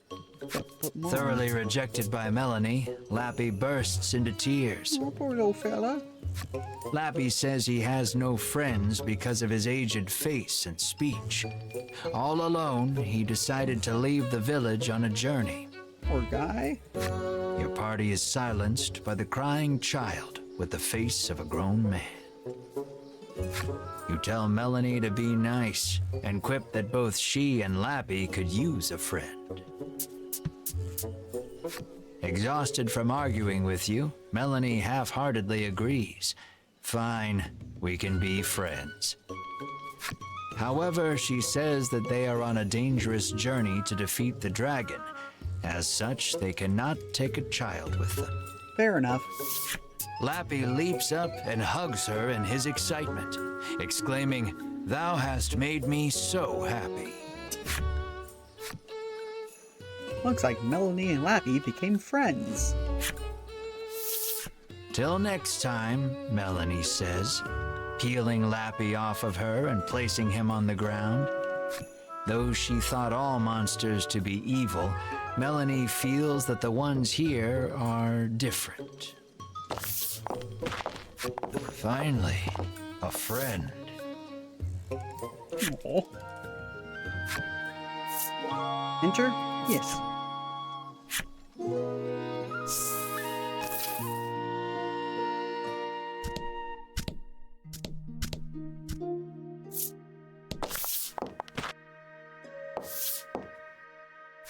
You bow, but before you can speak, the man suddenly introduces himself as the village headman. He laughs, then shamelessly praises his own village as being wondrous and peaceful. "And who are you?" he asks.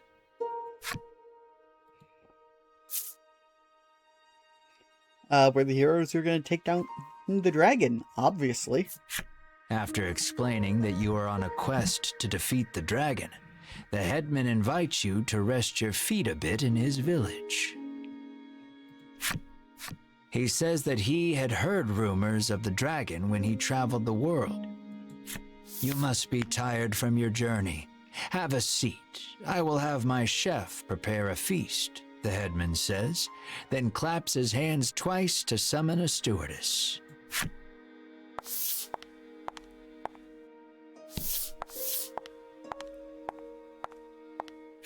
Extravagant dishes that you have never seen before are placed on the table before you, each one looking more delicious than the last.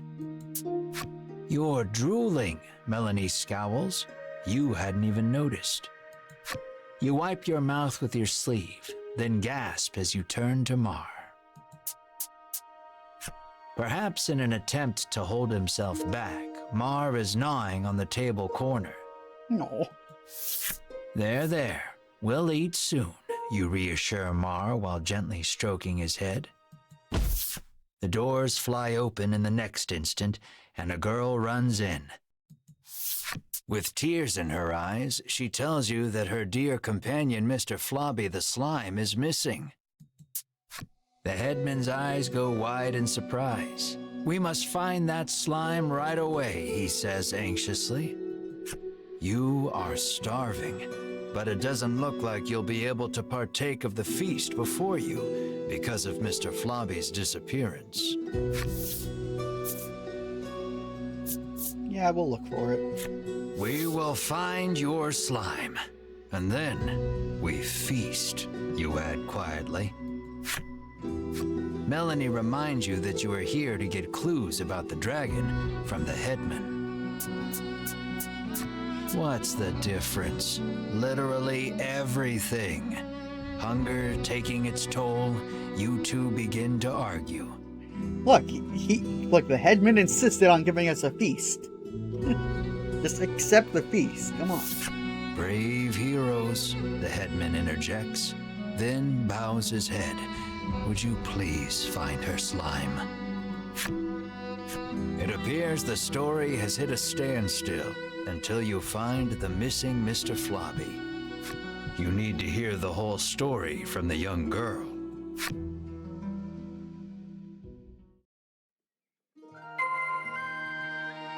Yeah.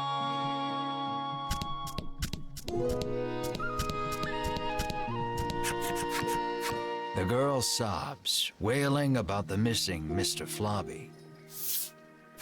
Melanie places her hand atop the girl's head and promises that your party will find her companion.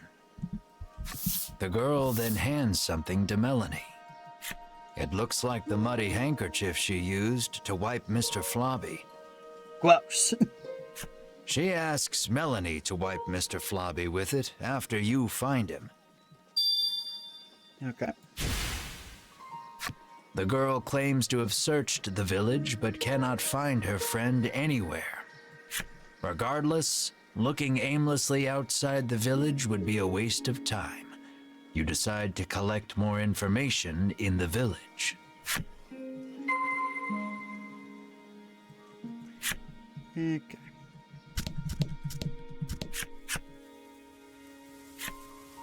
No. The goblin dutifully tends his flower bed, eagerly anticipating the day they bloom. Okay. It seems like the girl who left the headman's house ran away in tears. The elderly man says she cannot have gone far.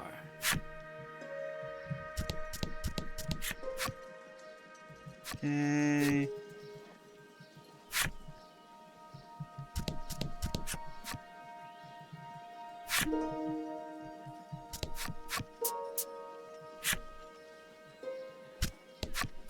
Melanie's friend Lappy is here.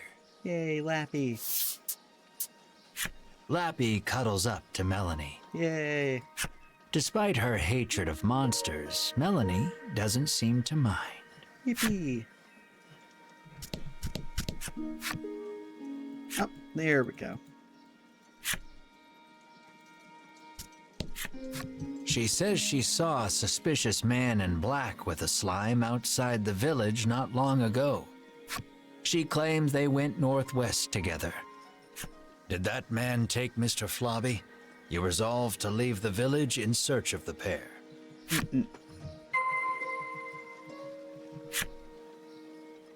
Let's go. First, I'm gonna save it up.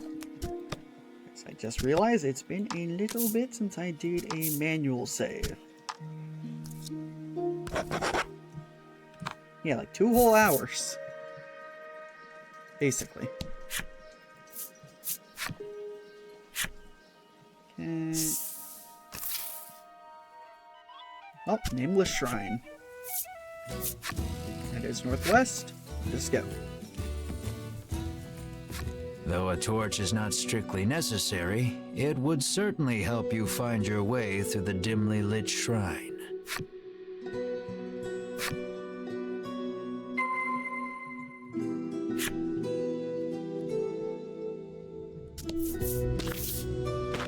Your footing is obscured in the dimness of the shrine. You should probably proceed with caution. You go forth slowly but steadily, taking it one step at a time. You take a good look at the floor and see it lined in trails of viscous liquid. No doubt a slime or 200 have passed through here. Have you used the torch at all?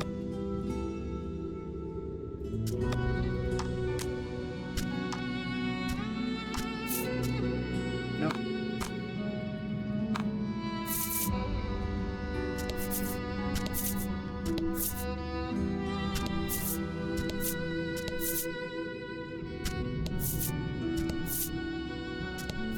Oh. Okay, it's not a full dungeon. Well, let's see who this is. It looks like poor Mr. Flobby is being held captive by the mystery man. No. Hand over that slime, you shout to the man in the dark. You speak as if I kidnapped him, he remarks, curtly turning to face you. When your eyes finally adjust to the surrounding darkness, you realize the man's clothes look eerily similar to Melanie's.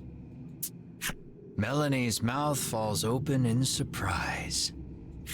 It seems the man has noticed Melanie as well. It looks like the two know each other.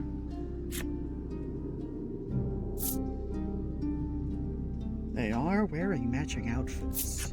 The man says that he and Melanie came from the same village, where this was their native dress.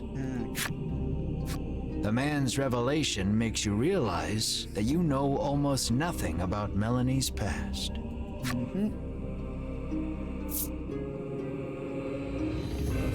So your childhood friends? You ask her if he is a childhood friend, but she holds her tongue. Then the man speaks.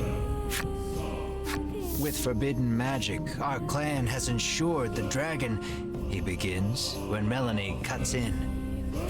She rattles on about the man, telling you that he is Vince, a lunatic obsessed with the dragon. Vince resentfully claims that he is searching for the noble dragon to protect it. You ran away from home with your tail between your legs, he ridicules. Enraged, Melanie lunges at Vince. You have so many questions, but realize that the most pressing matter is getting Mr. Flobby back. So you ready for battle? Let's go. Careful, he won't go down easy. Yeah. Okay. Oh, happenstance.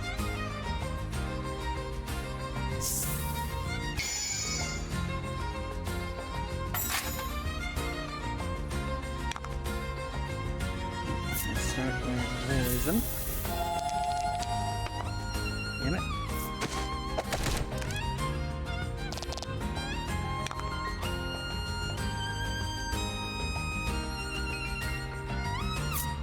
Flame.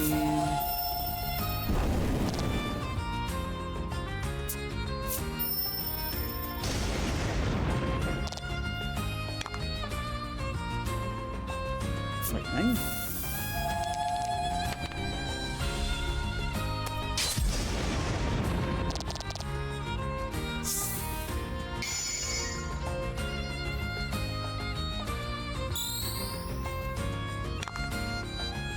Let's try poisoning again. Good, it worked. And crit. Nice. Zephyr.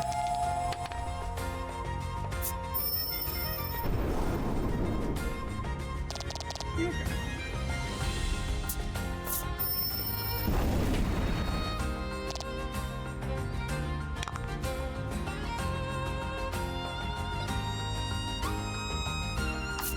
Yeah, let's heal.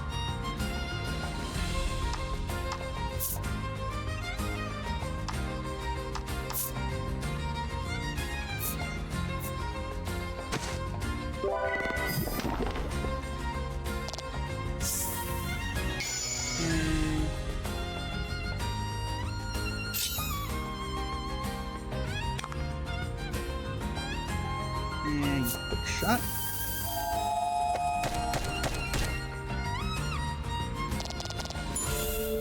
There we go. During the fight, Vince asks, "Do you know the truth about that village?" Huh? The headman may look like a nice old man, but he keeps those little monsters around too, he begins. But before he can finish, Winifred, Hedwin, and Berwin of the Ivory Order appear. The three brush you aside, fixing their attention on Vince. "So you are the one who disturbs the peace," they exclaim, then charge at him. The Ivory Order and that false justice they serve are the true evil here, he retaliates, fighting back.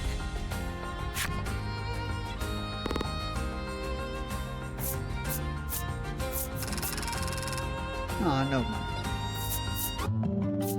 Ooh, level up. Another one.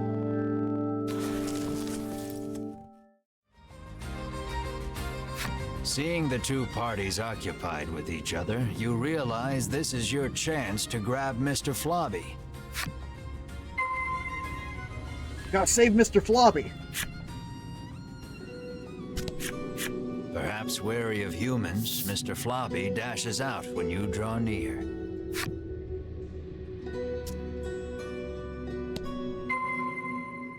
Oh no. He's scared.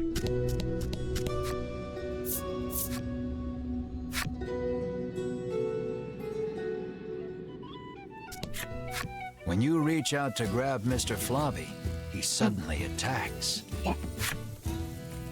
Lower Mr. Flobby's stamina to calm him down. Oh no! His angry eyes. That's how you know it's a real boss monster.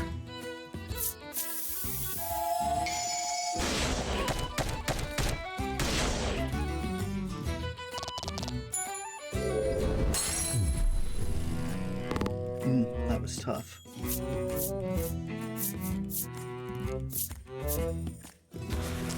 So tough it didn't give any XP, just to make future encounters even harder.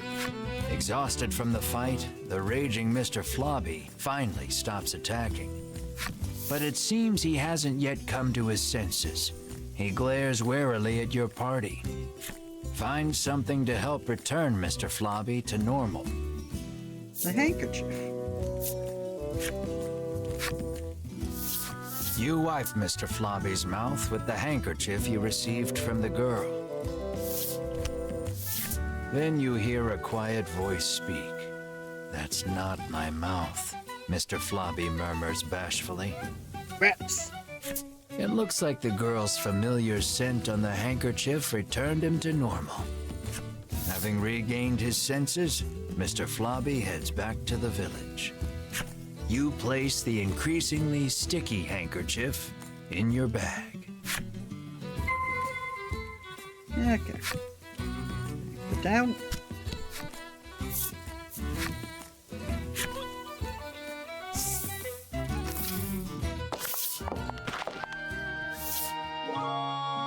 Lappy approaches and tells you that Mr. Flobby has returned. Yay.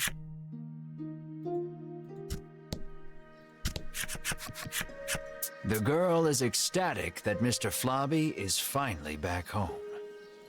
"I'm happy for you," Melanie says with a smile as she returns the handkerchief. The girl bows her head and thanks you deeply. Mr. Flobby looks as slimy as ever. You just hope it's a happy slime. Yeah. The headman wants us to bring Mr. Flobby to him. Would you mind, you ask? Of course not. But bring him back soon, she answers with a bright smile.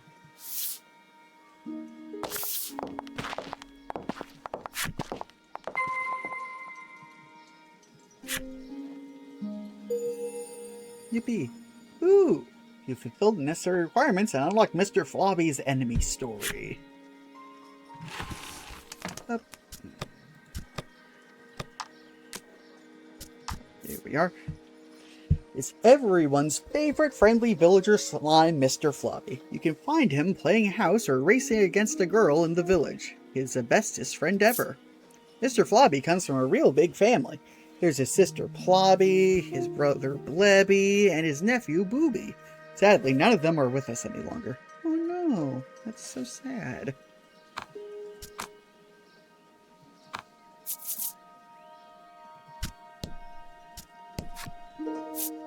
Yep.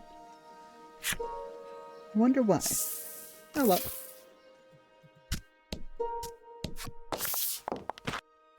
I'm so happy to see you safe and sound, the headman exclaims, giving Mr. Flobby a hug. You explain everything that happened, including the incident with Vince and the Ivory Order. He expresses his relief that the Order will be taking care of the criminal. He then thanks you for your hard work and instructs his stewardess to prepare dinner for your party.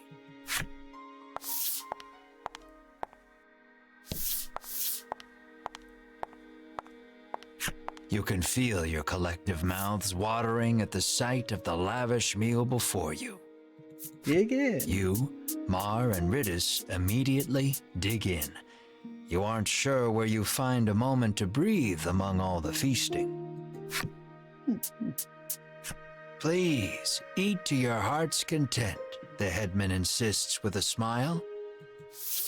Once your belly is full, you realize that Mr. Flobby is gone. And then... Eh? Room for dessert? The headman asks, offering you a plate of slimy jelly. You feel your stomach churning at the very sight of it. The color strikes you as familiar, and the stickiness sends a shiver down your spine. Could it be Mr. Flobby? Is this Mr. Flobby? You ask the headman, your voice trembling in disbelief. The headman looks at you with a plain expression, one that holds no malice. Is that a problem? He questions back. This dish is a masterpiece, he remarks with a light-hearted chuckle as he gazes at the jelly. Oh no. And I have you brave heroes to thank for it. Had you not brought that slime back, we would not be able to enjoy this exquisite dessert. Oh no.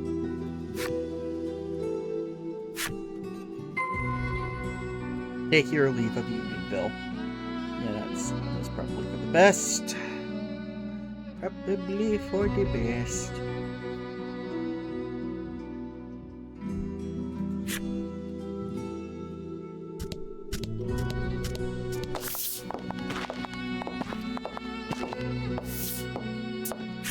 You move to leave, but the headman stops you.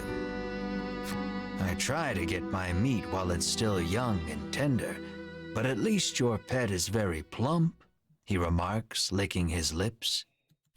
He points at Mar and asks, would you consider leaving that creature here with me? Punch him.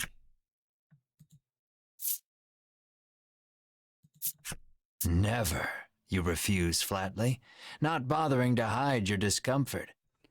If this were a D&D campaign, I will have run over and just punched him. Think about it, he entreats. And then you grab the headman by his lapels, hands trembling in fury. Yes! Let's go!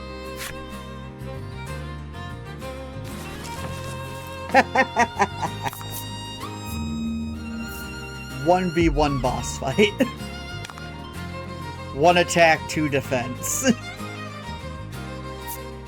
I'm just gonna do regular slash, even.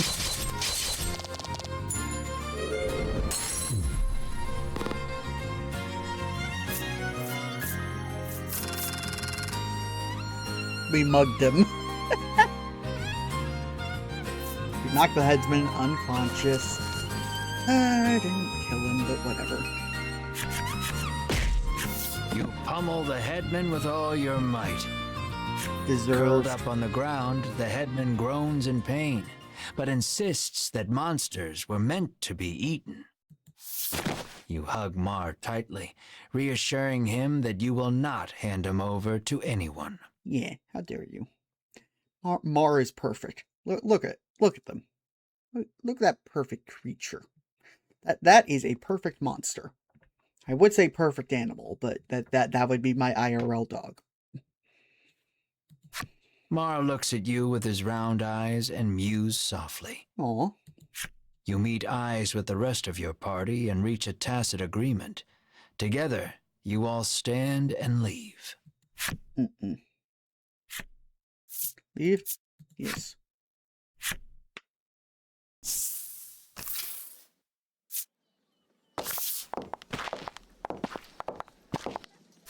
As you are about to leave the headman's house, though, the old man suddenly charges at you from behind. But Mar, the keener of you two, is quick to block his path. Mar! With a crash, Mar and the headman tumble to the ground.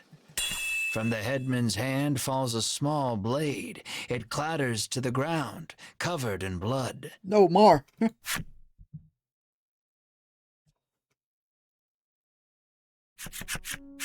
You take the injured Mar to an inn where you can watch over him. Mar. You gaze at the unconscious Mar with concern.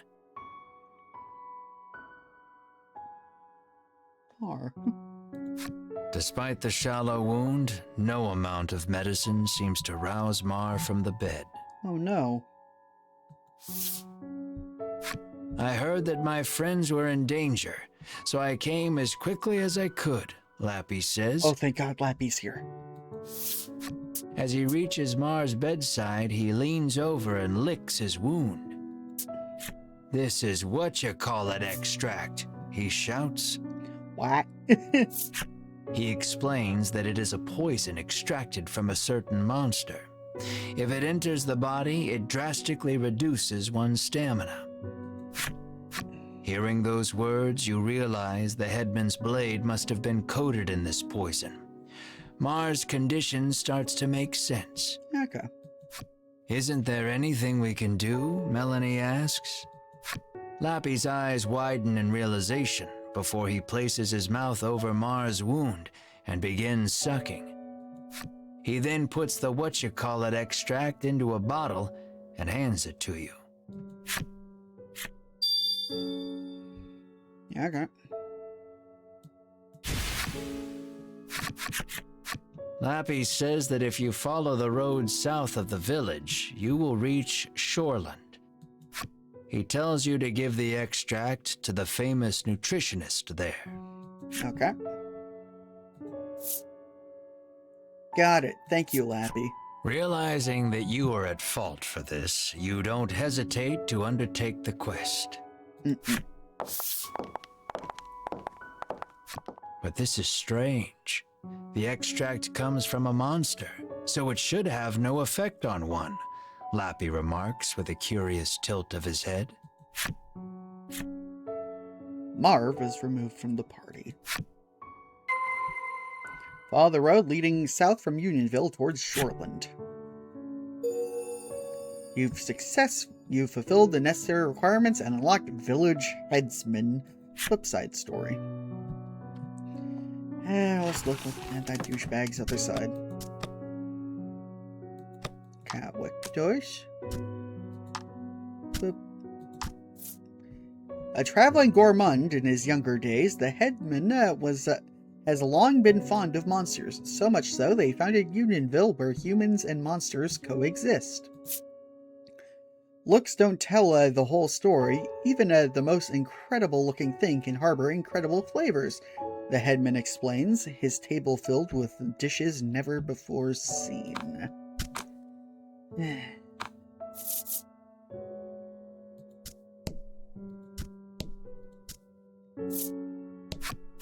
I thought a beast of that size would eat us out of house and home, she remarks, no doubt talking about Mar.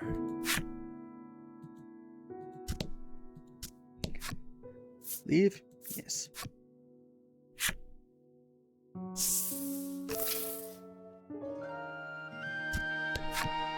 Oh wait, no, hang on.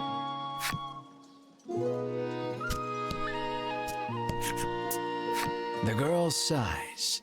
You're dirty again, she says, wiping a slime's mouth. Mr. Flobby, you're alive, you exclaim in glee. This is Mr. Globby, Mr. Flobby's cousin, she tells you. Oh.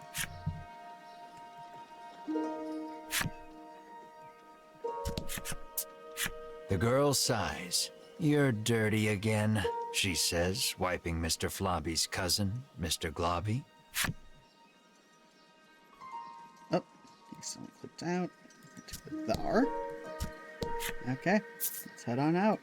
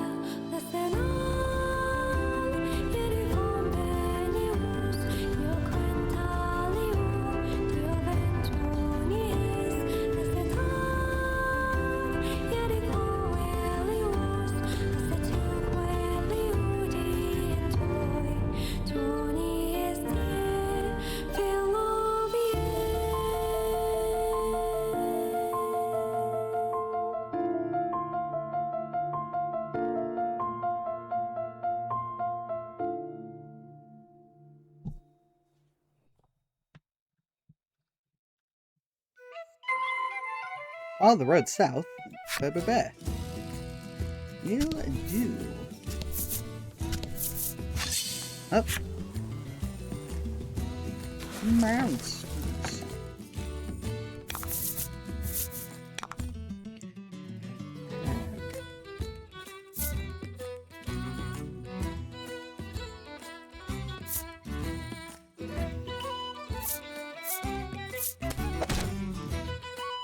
And now let's just get that, so that we can thunderstorm.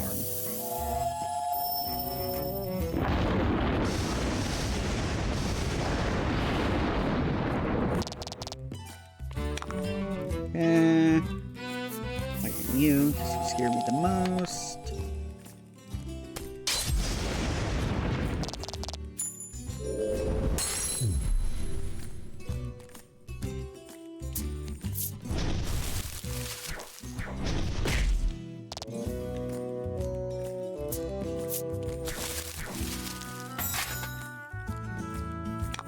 Okay, let's poison you. Bring it. Build. Well, then let's burn you. And cut you down. Actually, no, let's heal you.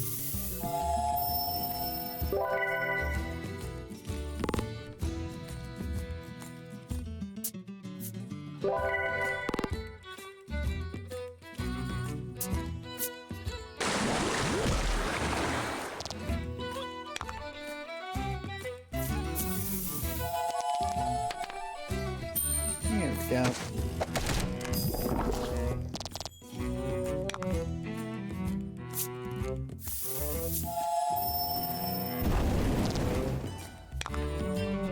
And just slash.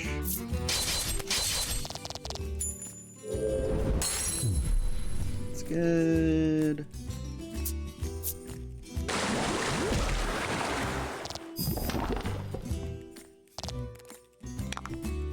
Okay. Quick shot.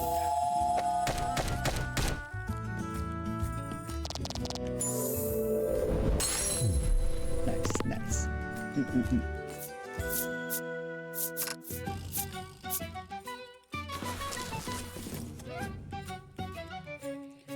And yeah, let's just give it in.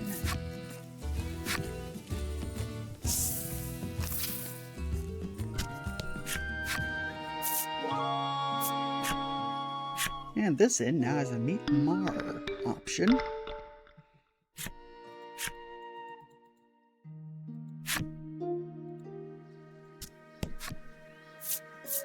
Okay.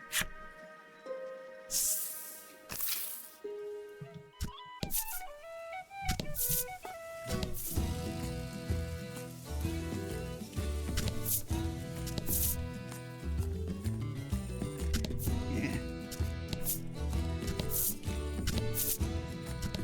Let's follow the path till we find the town, and then we will clear out the area in between there and there. Sounds like a good idea to me.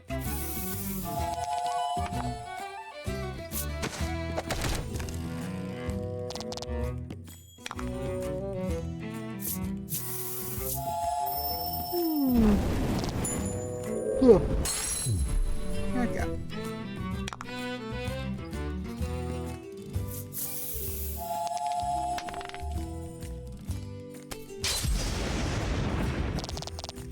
Cool beans. Congrats. Thank you.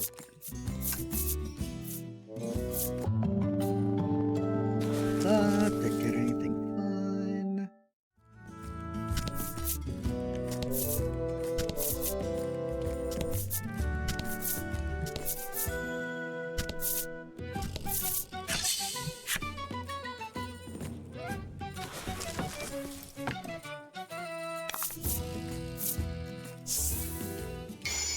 Okay. All attacks will land.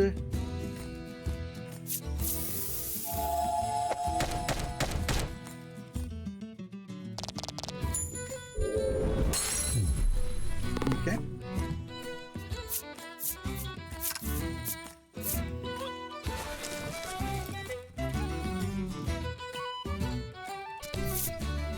Okay.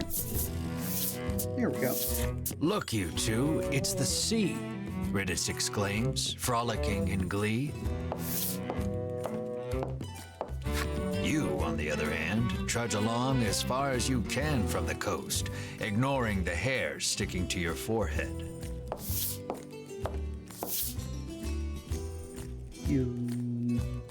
Feeling something at your feet, you glance down.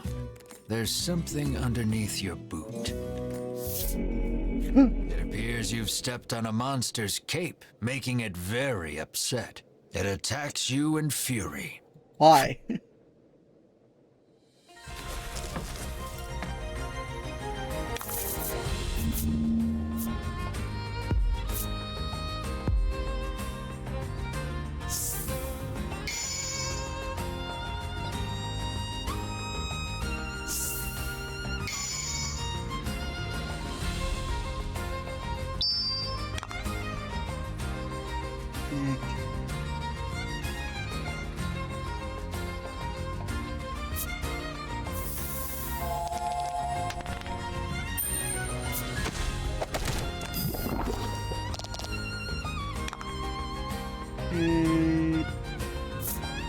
Let's charge.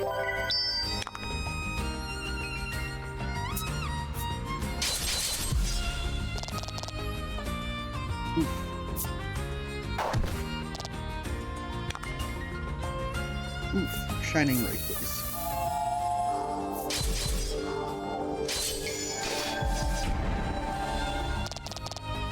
That was lucky.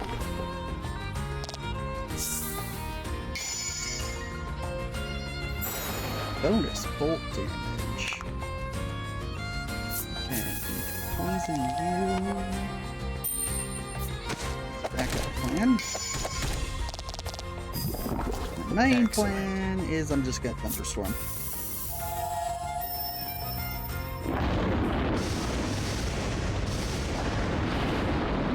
Okay, y'all are weak to lightning.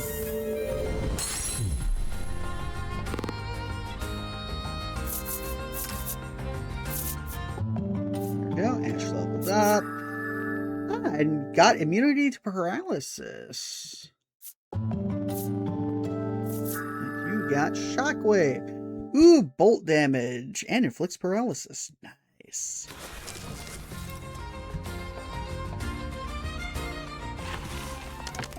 Let's do this stuff first off. Okay, you have the poison ring, not the paralysis one. Okay. That's good. Now you get that instead. And I just like that idea better. Arrangement.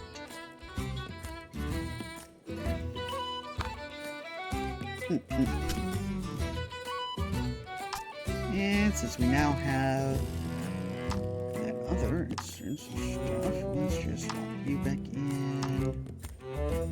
Yeah.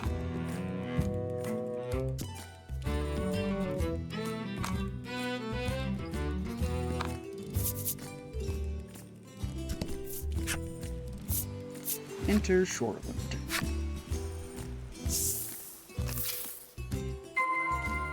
Find the nutritionist residing in Shoreland.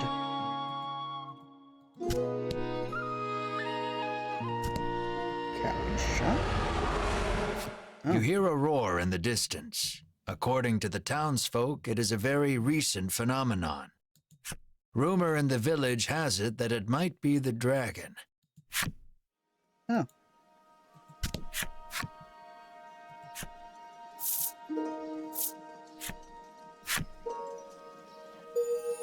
Ah, good. We've talked to the carriage master enough. We got that.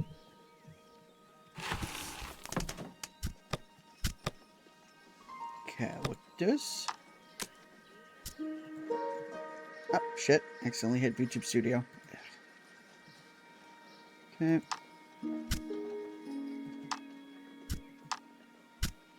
And carriage man. What? At first it has 4 legs, then 2, then 3. In the end, it has 10 legs. What is it? The answer is me! Yeah, may I pass peacefully into the next life in the driver's seat of this gentle swaying carriage. I love it so! Okay.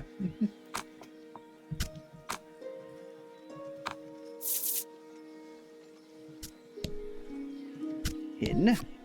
You set foot inside the inn only to be greeted with the great clanging of a bell. Congratulations, the innkeeper shouts above the joyous din. It would appear you and your companions are this inn's 10,000th customers. That means you've won the lifetime of free stays pass. Awesome.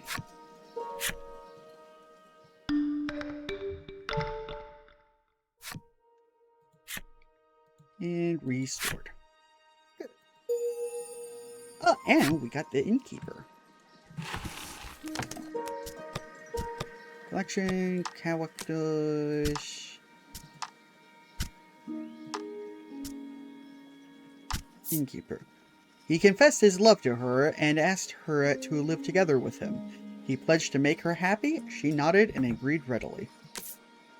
Another fully booked night at the inn. All men, all apparently on long stays, each one happy. Yeah, they get to live with her.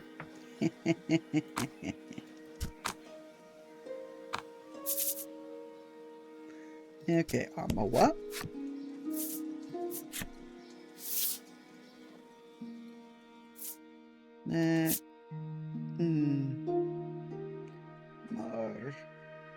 I'll hold off on grabbing those just in case we find them in a chest. That. Frost mail? Sure, I'll get to this.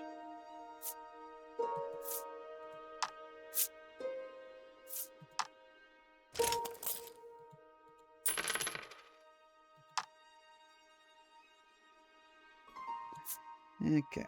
Knight's chain. Oh, you can wear that, but that lowers your speed.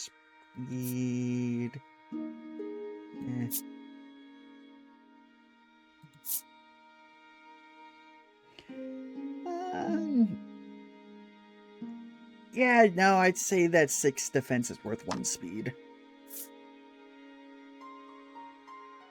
And I already own one.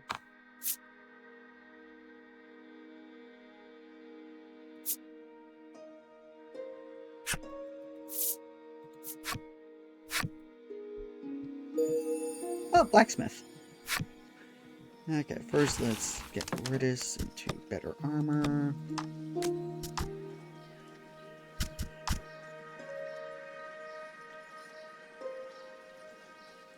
Why did it lie to me?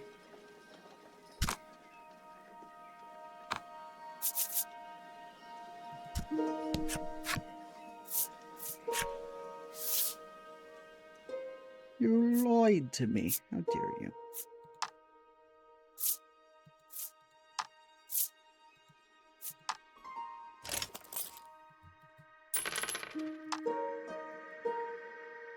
Here we go. Random status on that. Status effects. Okay. Good.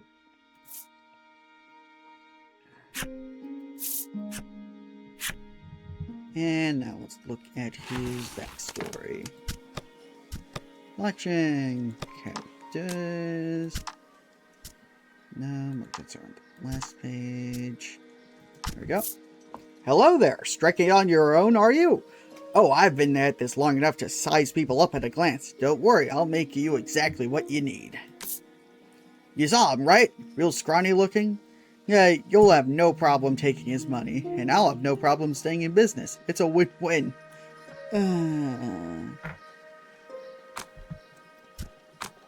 Okay.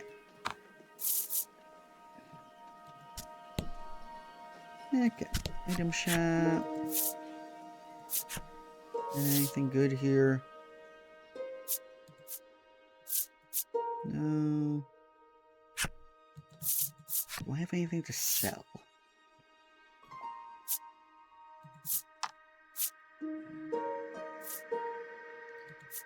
Anything I don't...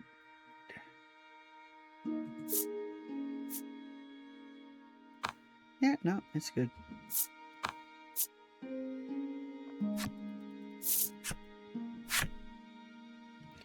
Okay, may as well poke my head in here. we'll be doing that some other day. A troubled woman tells you that there has been a rise in thefts lately. She speculates the recession to be the cause. She claims that even the cold medicine she always has on hand has disappeared. She narrows her eyes at the crowd, suspecting there is a thief among them, and offers a reward for the return of the medicine. Your ears perk up at the word reward, and you immediately agree to help expose the dirty thief.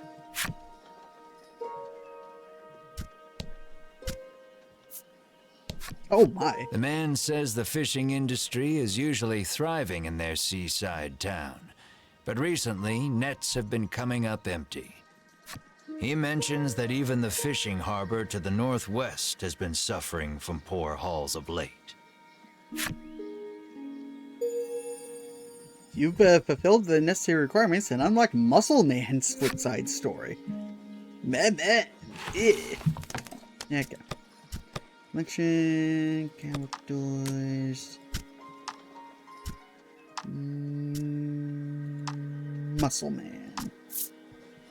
Traumatized by the bullying he received as a child, he vowed he'd never let anyone get the better of him again. His pain was a springboard for the body now before you. Elsewhere, another boy masked his own body issues by teasing another. Fearing retribution, he too bulked up. Thus did the world gain two absolutely ripped men. Awesome.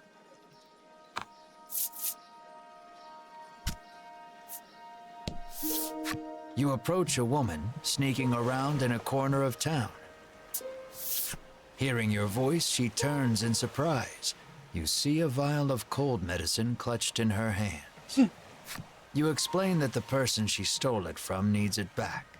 The woman begins to explain her own situation with downcast eyes.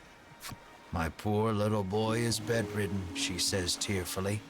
He needs medicine, but I don't have any money, so I took it.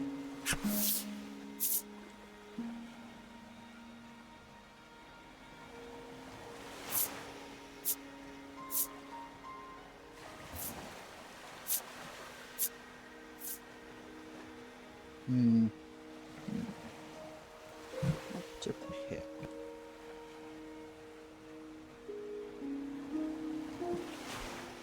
I'm going to see if this choice affects mysterious cards.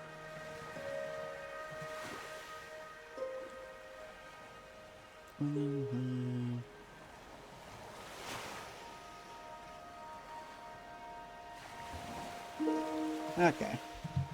Doesn't matter. Yeah, let's let her keep it. Hearing her tale, you are overcome by sympathy and decide to look the other way. She thanks you and hands you something, apologizing for not having more. Card 6.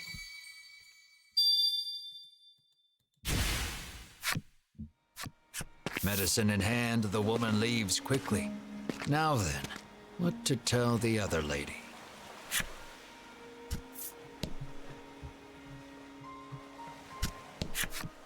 You explain that you are unable to find the thief. Clearly saddened by the news, she explains that she keeps the medicine on hand for her husband, who gets sick quite easily. She laments that she may not have the money to buy more. Unsure if you made the right choice, you return to your journey with a heavy heart.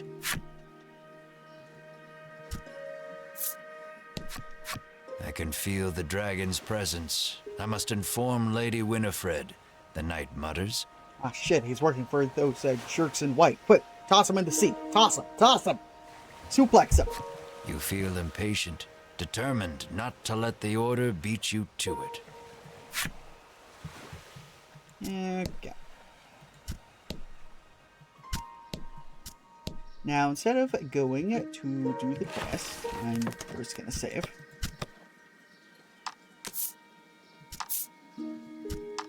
And then I am going to go explore, as I said.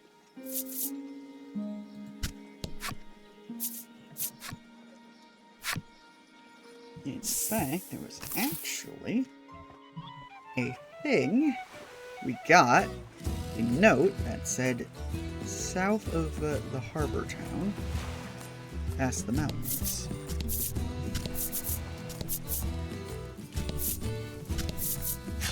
Oh, shit.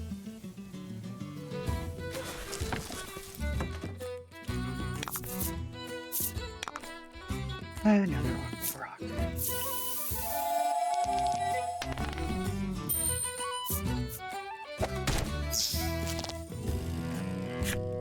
Okay, paralysis. Yep. Zephyr with its multi-hit. And definitely won't be resisted, because I know that. This fire might resist that. It's water-themed after all. Lightning strike. Oop, crit.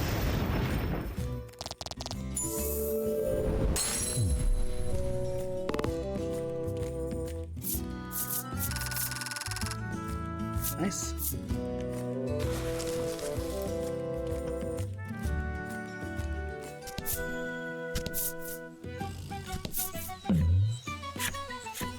Overcome with a strange sense of deja vu, you reach into your pack. Oh. The sunset, the smiling woman, the lighthouse. This is the location depicted in the picture you caught as it flew by on a breeze. Not the one I was looking for, but okay. You stand in the exact spot the woman stood in, as best you could figure it. You must have figured well, because the ground feels a bit lumpier. There's a chest buried here, you're sure of it. You call on the party to help you dig it out. Inside, you find an impeccable piece of clothing along with a message. Oh. It was enough to love and be loved in return. But nothing gold can stay. Whosoever finds this may keep it, that they may know a fraction of the love we share. Moved by the woman's words, you press the garment to your chest. The gift was not left in vain. Okay, let's see if it gets that. Which of our two lovely ladies?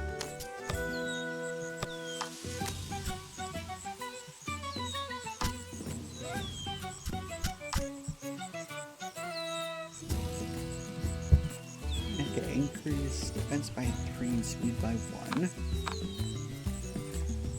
And can you... Yes.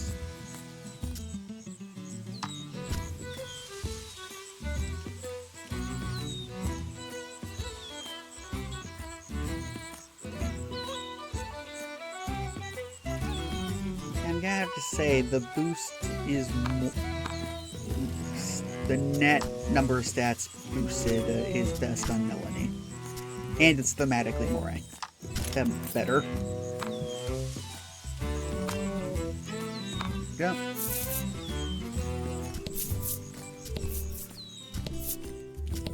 Okay, now where is past the mountains?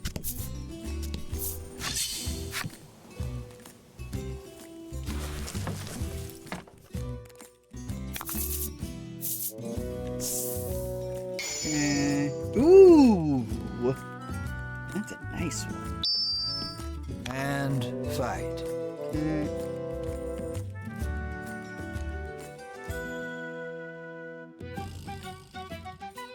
let's do that.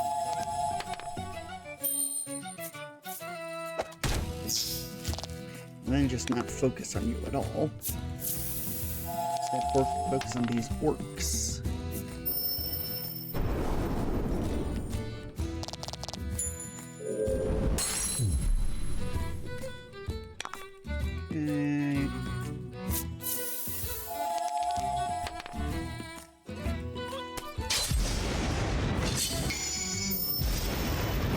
Yep, that'll do it.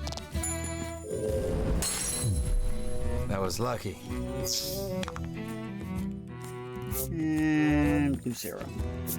Because it can't have multiple status effects in this game. Oh, that did 5. Wow. Okay.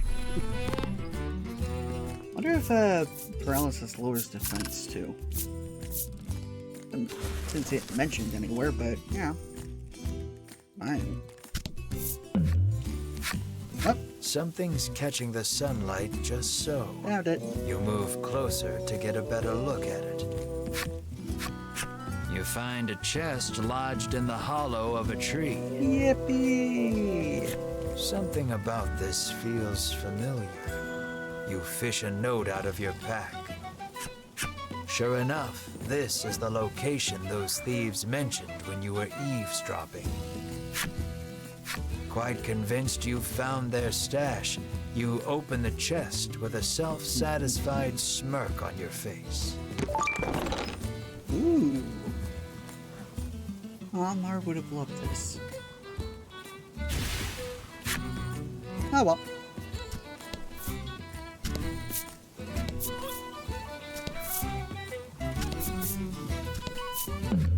Huh? Okay. I roll, yes! The bizarre rock transformed into a gold rock. Yeah. 500, baby. And I'll just fill in this area.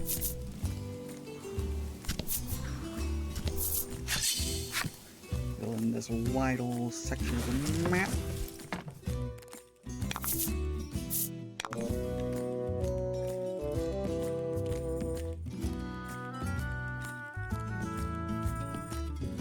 And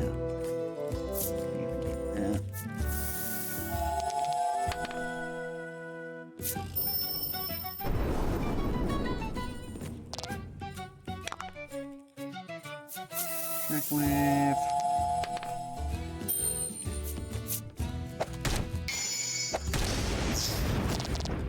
Nice work. It's funny when the critical hit does 2. I just find it funny.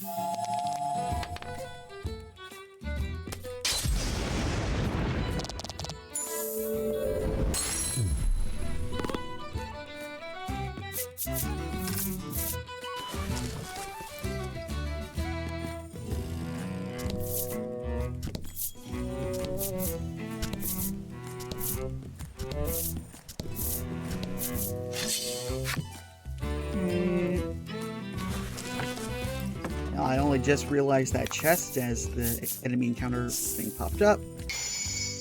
And Omni Boost. Turn. It's annoying. Whatever. Let's poison you because I'm the least afraid of you. So frankly, just yeah. Okay. And then let's burninate you.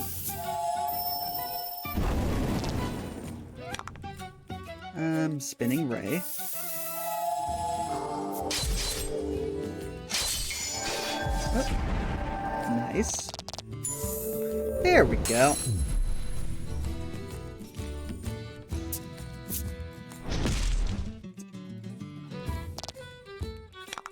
Okay, and just shoot an arrow. Yeah, now the numbers are going up.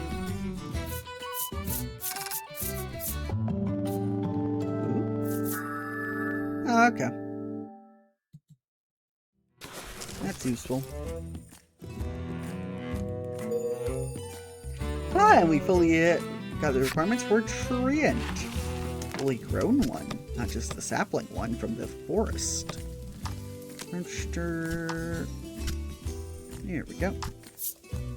Treants are the tender, loving elders of the forest. Well versed in the laws of nature, yet itinerant, never staying in any one forest long enough to put down roots. When treants cross paths on their travels, they each break off a branch and graft on to one another.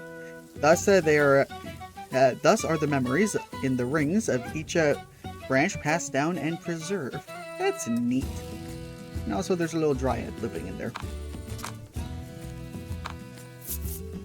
Okay.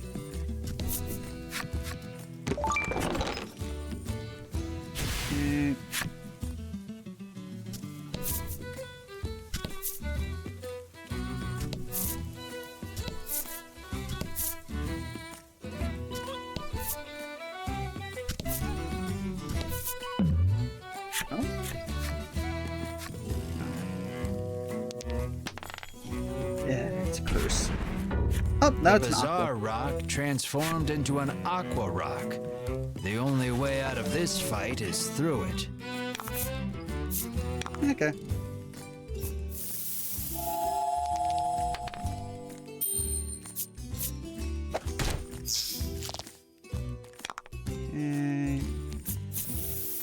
Zeph.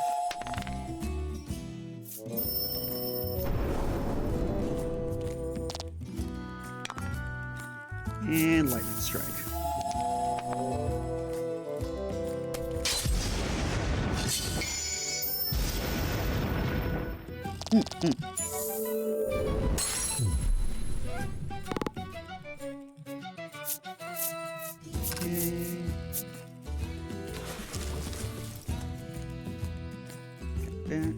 What's over here? Just a mountain.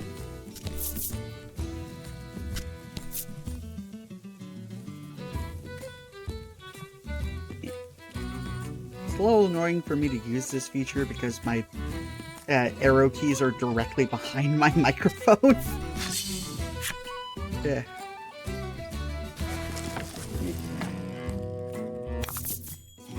About the enemy. So many aqua rocks. Only metal slimes were this common, am I right? Mega Zephyr.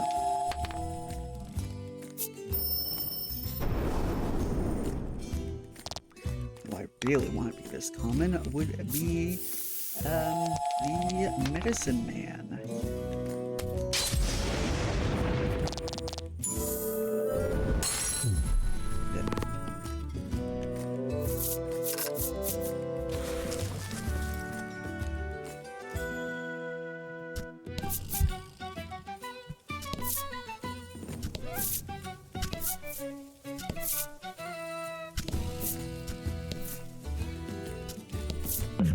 Oh. Yes, we can drop the armor. Drop it. You pretend you never saw the sign and drop the armor into the hole. Hey! A voice shouts from within, clearly furious.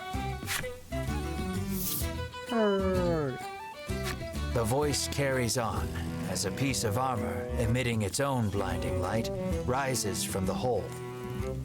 Is this the armor of light you cast into my hole? You respond.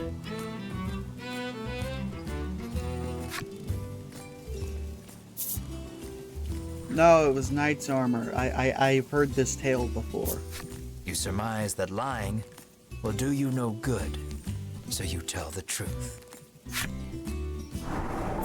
Your honesty is appreciated, comes the reply, followed by a call to stop dropping armor in any old hole. Your armor comes flying out of the hole, along with some coin. Okay. You thank the magnanimous voice, pick up your money and armor, and continue on your way. You reobtained your armor plus an extra $50. Now, what if I say yes?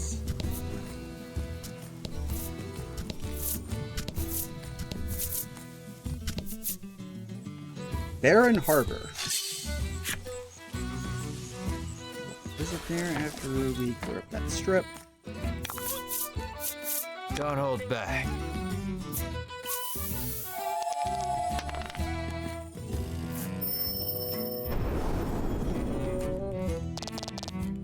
Heh.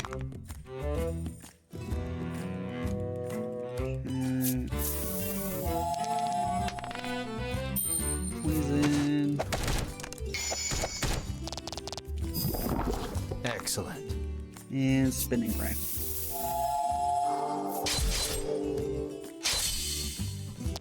No crit.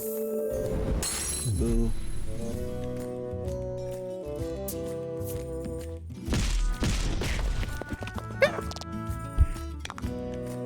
I really have grown strong, haven't I?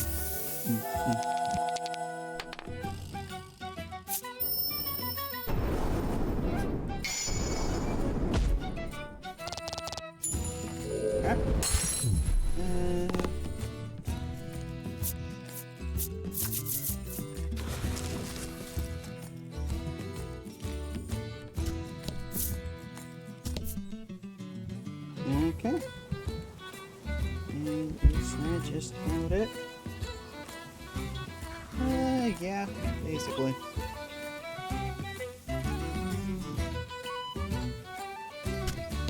The harbor is closed today. Oh, okay. Anyone seeking shoreland should move 3 spaces to the southeast. What an oddly specific thing to say. Yeah, well, in that case, I'm going to explore further. Well.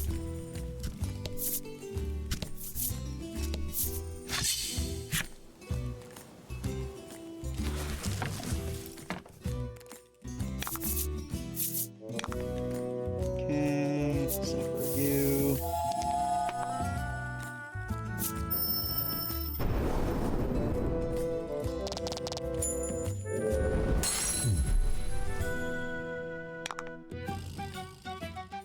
And paralyze you.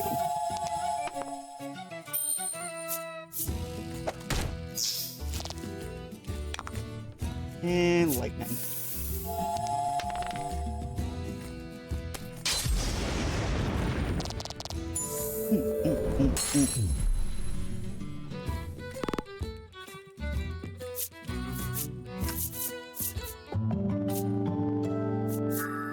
And double proof 2.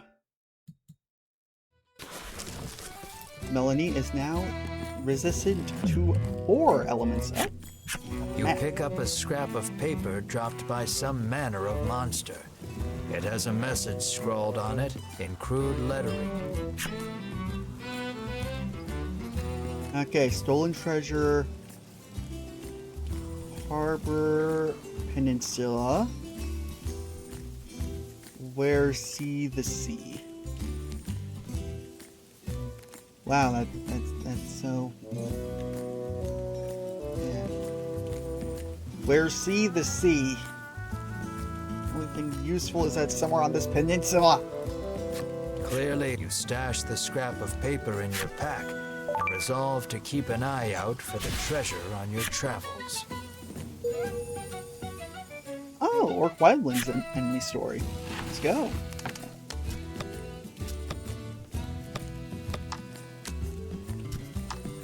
And Orc Wildlings. Orc Wildlings are a short-tempered lot who heap scorn on any creature weaker than themselves. Most often, they can be found attempting the theft of money or equipment. Wildlings frequently spar in order to keep their skills sharp. Battles with no clear winner reportedly produce mutual respect and enduring friendships. Awesome.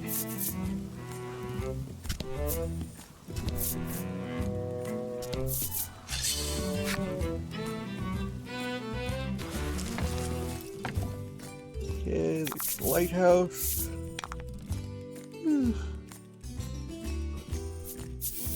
I wish I had that lightning storm skill right now, but whatever.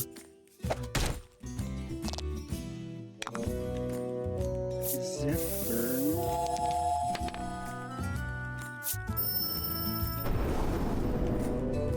Nope.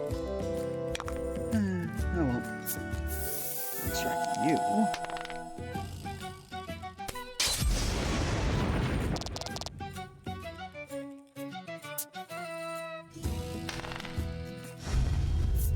Dang it. Yeah, on the upside of you... I was about to say on the upside of you being frozen is I don't have to worry about you doing the thing. And come on, the DM has never rolled below a 4.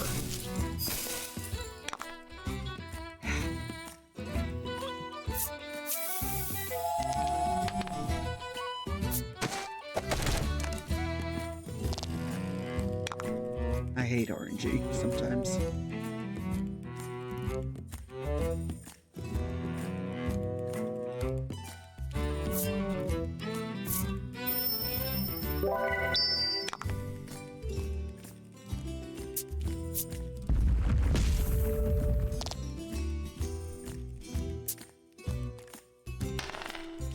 Yep, of course it happens.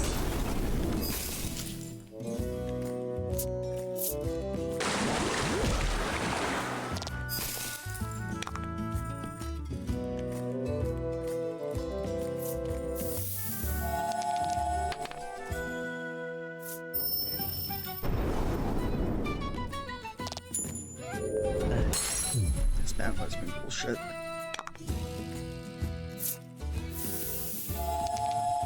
Total and utter garbo.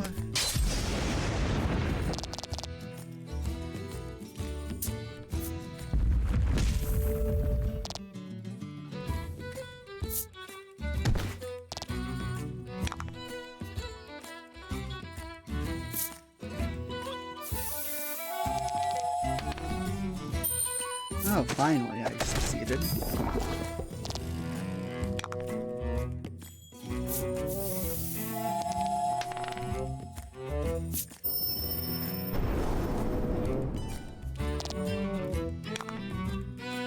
Yeah, lightning.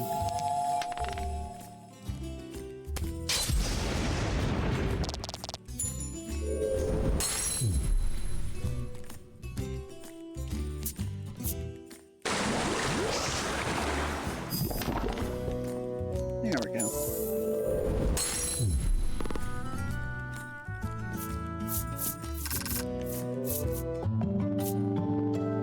What?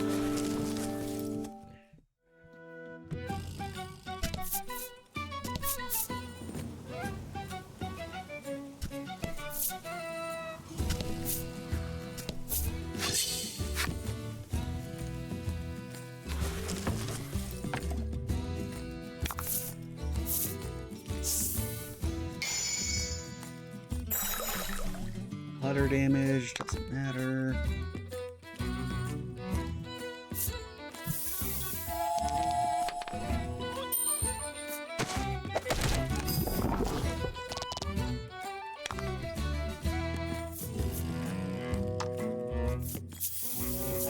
Okay. Do that and spin.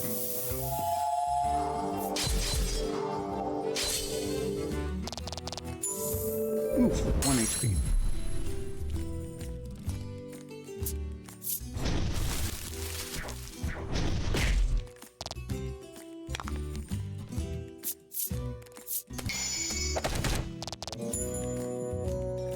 There we go.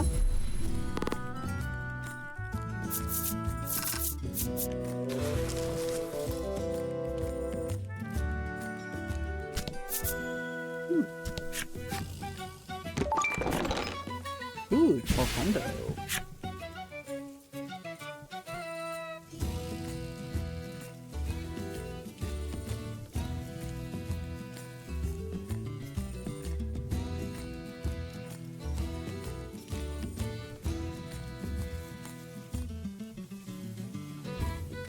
I have to look up where that note is, because that hint is garbage.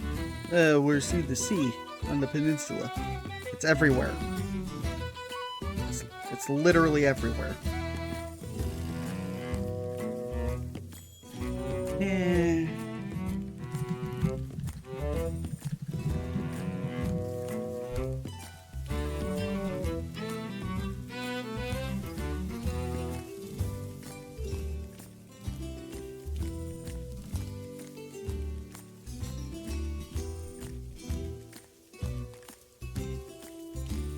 Of course.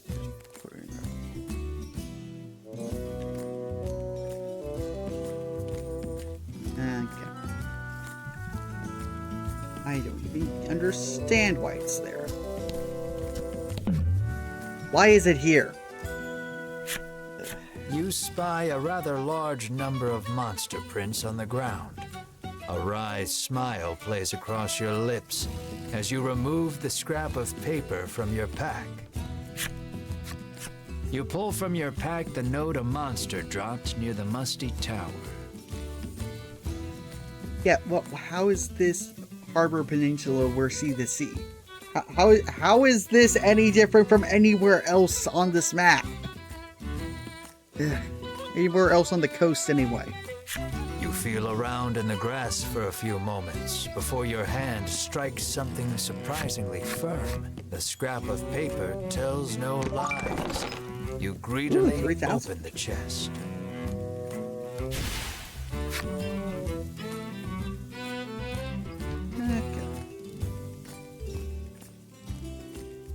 Let's go into Shoreland.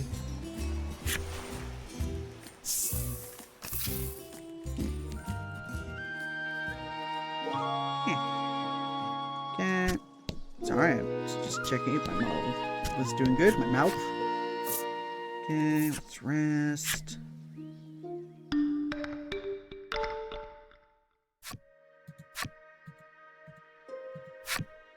And now let's go to the nutrition clinic. The sign on the door reads, "The Great Nutritionist Oreo." You open the door without knocking. "Is anyone home?" you call.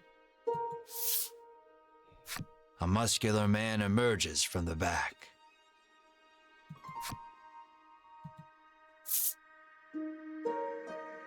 Look at that toned physique. Oh my god, you're so beefy. Praising his musculature seems to put him in high spirits. Anyone can achieve a body like this with the proper diet, he explains. So why don't we enjoy a life of love and nutritional meals together? Yay. Have mercy, you think, then immediately change the subject. You politely ask if he is the nutritionist. "Indeed, I am the nutritionist Oreo," he answers. He says he has been studying dietetics here for many years. You hand Oreo the extract and explain that your comrade is now bedridden because of it. He stares at the extract for a long time, and then opens the bottle and laps at the liquid inside. "That's poison," Melanie shouts in alarm. The man insists that he'll be fine with his expertise of nutrition, and insists that knowledge is power, as if that will help somehow. Regardless, it seems he managed to grasp the composition of the poison with that lick, and starts concocting a nutritional supplement to counter it. Nice. However, he says he needs a spry fish, which has been difficult to catch lately. He needs a special fish to make the necessary supplement.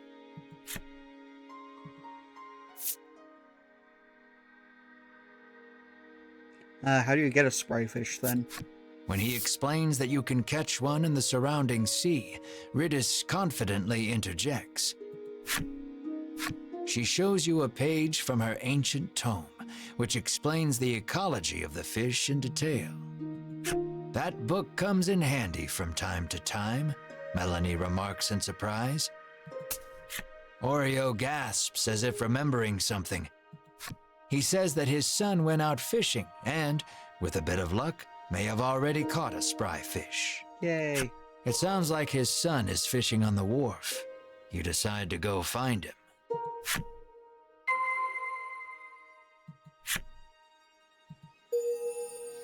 Ooh, and we got Riddis's flipside story. Awesome.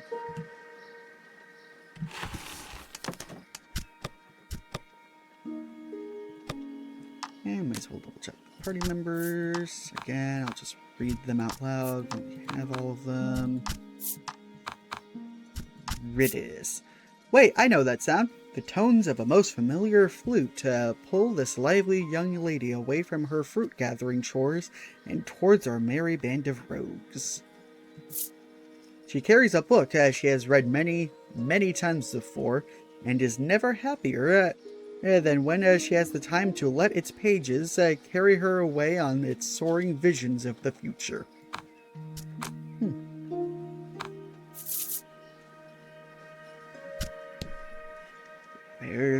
There he is. You see a young man with his line in the water and call out to him.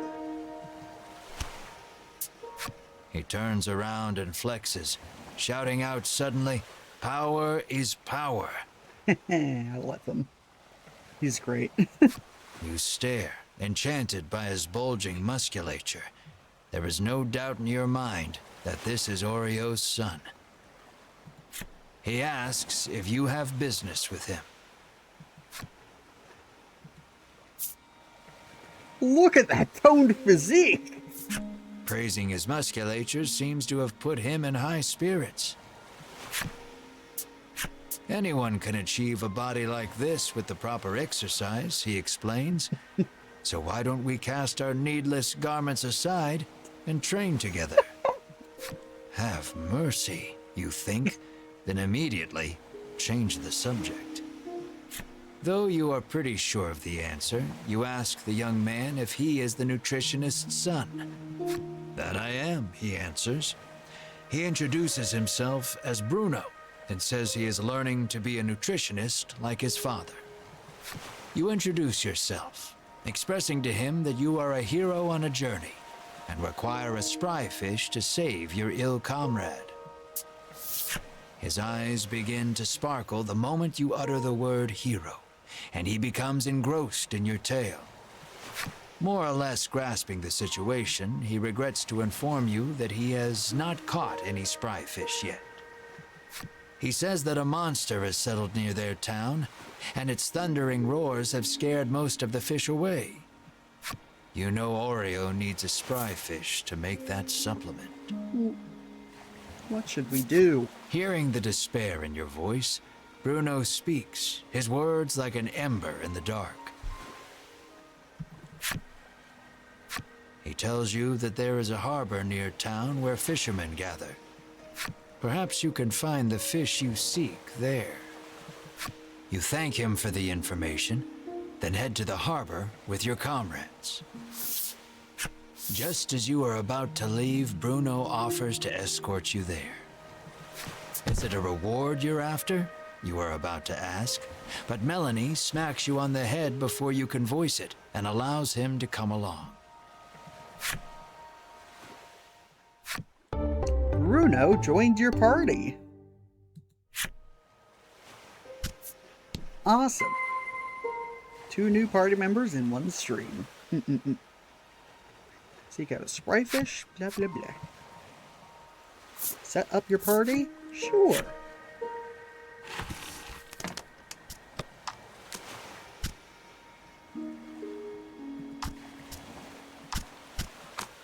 Okay, first off, let's actually see what Bruno has. Bruno! Focus is on buffs, as he is a buff boy. There's Attack Herb, add a 3 to all allies attack for 3 turns. Muscle Herb, which is defense, and Bull Rush. You gain more attacks, obviously, a little more skills, more buffs, etc., etc. He is... not my favorite, though that's mostly just due to the fact that I love having parties in any RPG with wide elemental coverages, and that just isn't Bruno's style. Does he get an elemental attack? Yes, because of the strange medicine man that is a random encounter. All the abilities learned from that do damage are elemental. But overall, he is not elemental. But I will put him in the party anyway. Oh, no. So, that's how we do it. Okay.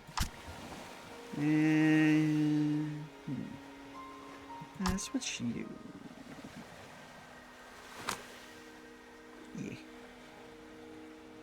Level 9. And, oh, almost forgot. May as well also look at equipment. Combat gloves. He uses gauntlets. And not that sword he's holding. In fact, I'm pretty sure that thing's made of wood. Okay. Armor. He uses the same kind of armor as Ash. And that. Oh, yeah, sure. And let's go buy some armor immediately.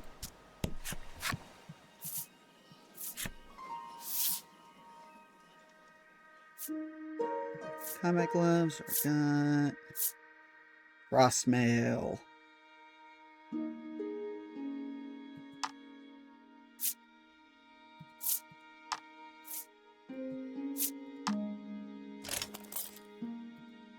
Here we go.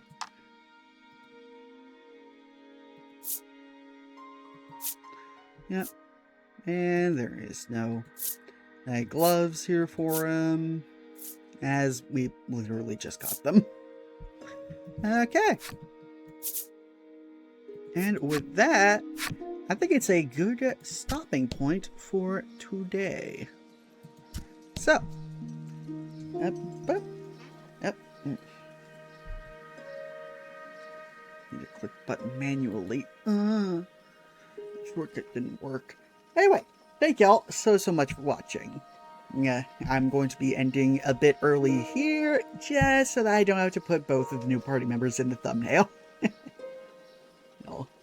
Because, yeah, it makes sense just to have one. There are only 5 party members. It would be a little weird to have all 5 of them in the second episode. Anyway, thank y'all so much for watching. As always, I've been Nick, that's short for Necromancer. If you enjoyed this stream, then please give me a follow, or if you're watching the VOD over on YouTube, then please like the video, subscribe, comment down below what I could do better in the future, or any tips and tricks you might know for this game, because that would be insanely useful, because this game is not well documented at all. It's actually one of the reasons I'm playing it. Yeah, so yeah, if you have any tips on how to get the Medicine Man to spawn more reliably, let me know in the comments. And also, no matter which platform you're on, consider going to the other one. So if you're on Twitch, go to YouTube. If you're on YouTube, go to Twitch and do the stuff over there, because that would help me out a ton. Also, go over to my Blue Sky, because that is where I post my going live announcements, at my weekly schedules, and just other things in general. Let's see, my schedule going forward is tomorrow I will be playing some Dwarf Fortress, so hopefully we will get some great stuff done. And then Monday, probably gonna do some Monster Hunter.